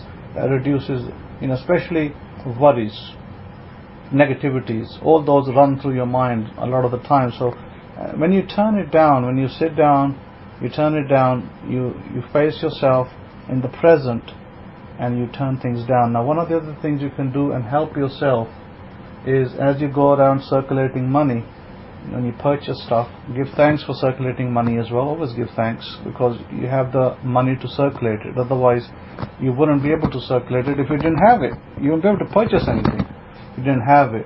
So don't ever use the word, like I told you, don't ever use the word spend, use the word circulate. There are other words you should never use. I hear people saying, I hope that this will happen. And I tell people, never use the word hope. You should be saying, I am certain this will happen. So let's say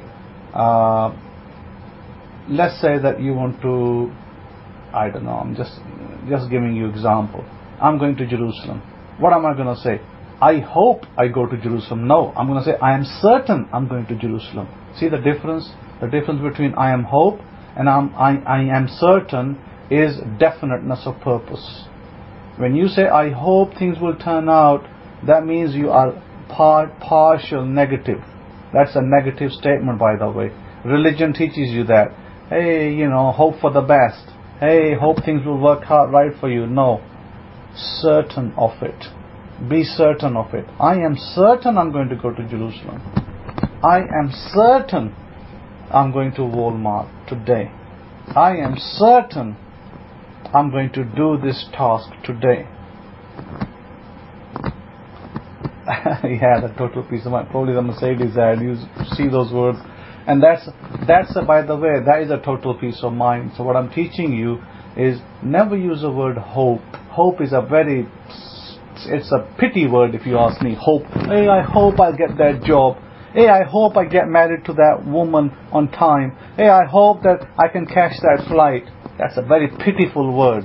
What is the right word is I am certain I'm going to make that flight today. I am certain that I'm getting married with that such and such person. I am certain to see God's face on such and such day. That is a certainty. That is a certainty that I lived with before, and that is a certainty I live with today. Because when I was certain that I'm going to hear God's voice, I was certain. I didn't need nobody else to tell me no. Everybody else was telling me no. How's God going to come down? And how's God going to do this? And I was like, I am going to hear God's voice. Period. That's it. There's no ifs, buts, why and why nots. So you need to remember the words that you use will make you or break you. The words that you use will either make you a great person or they will reduce you to nothing. So let's use as an example, if Rabbi Kefa's mom, if she used a word,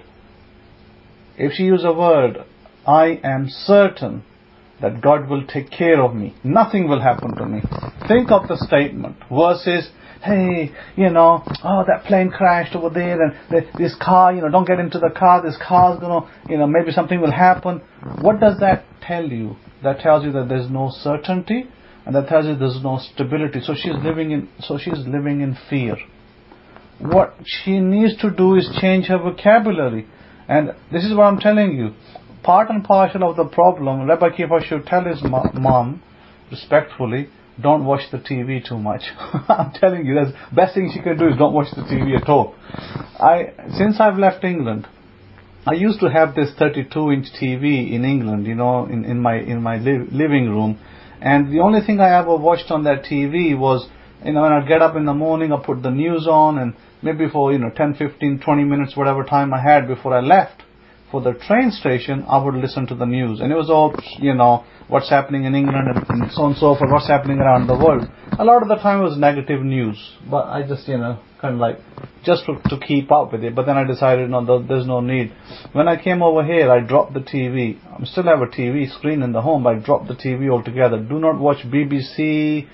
Over here we don't get BBC anyway, but even if we did get BBC, I don't really care much about BBC, ITV, Channel 4, Channel 5, forget about it. BBC, forget about it, don't need any of that.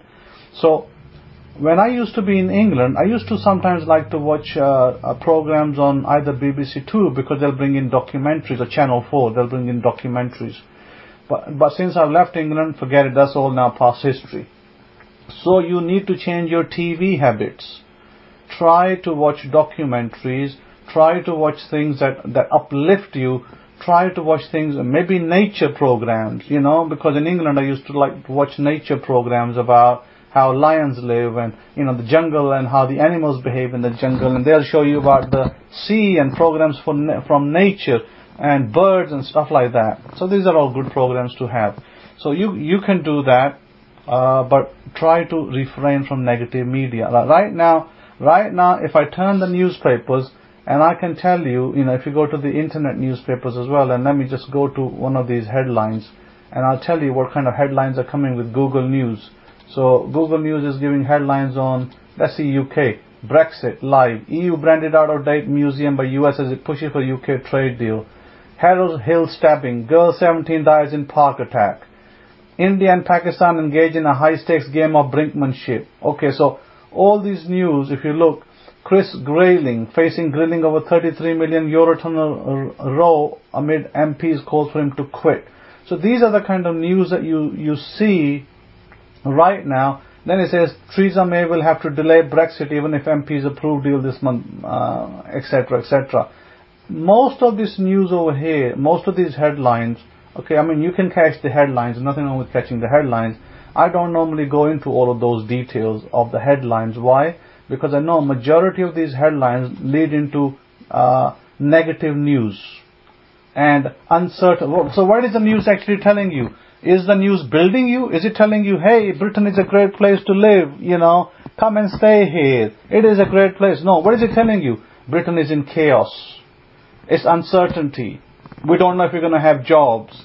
We don't know if we're going to have businesses. That is the side effect of reading those kind of news. So what do? You just switch off the news. Switch off the news, and maybe you catch the headline, and that's about as far as you go, and you switch it off. That's it. Tone it down.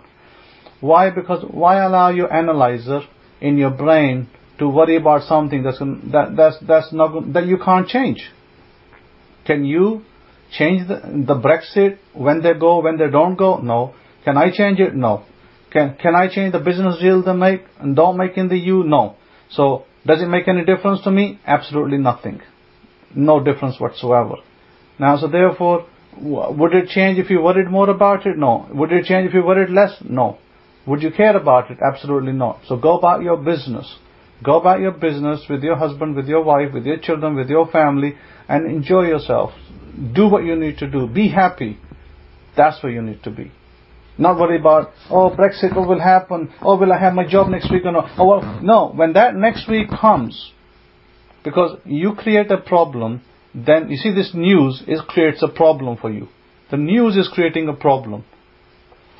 Once the problem is created in your mind, now you're going to worry about it. Now you're going to be always worried. You're not going to have peace.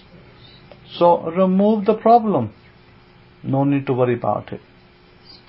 When it comes, you deal with it. Whatever situation comes, we deal with it. We don't worry about the rest. We'll deal with it when the situation comes. That's how we should live. So the words are very important. Look at the words you speak and watch yourselves what words come out of your mouth. Correct yourselves. If words are wrong, correct yourself. So therefore, it is very important you do that for yourselves. Daniel is saying that on Shabbat I normally watch nature programs. It is very interesting to see and learn how other creatures have certain habits, how we imitate them if we know how to look at them, lions, tigers, elephants, so on, we can definitely learn. Yeah, absolutely. Definitely you can learn from nature. It's great to watch nature if you can. Some of these programs are really good. I like them myself. So some of you might like cartoons.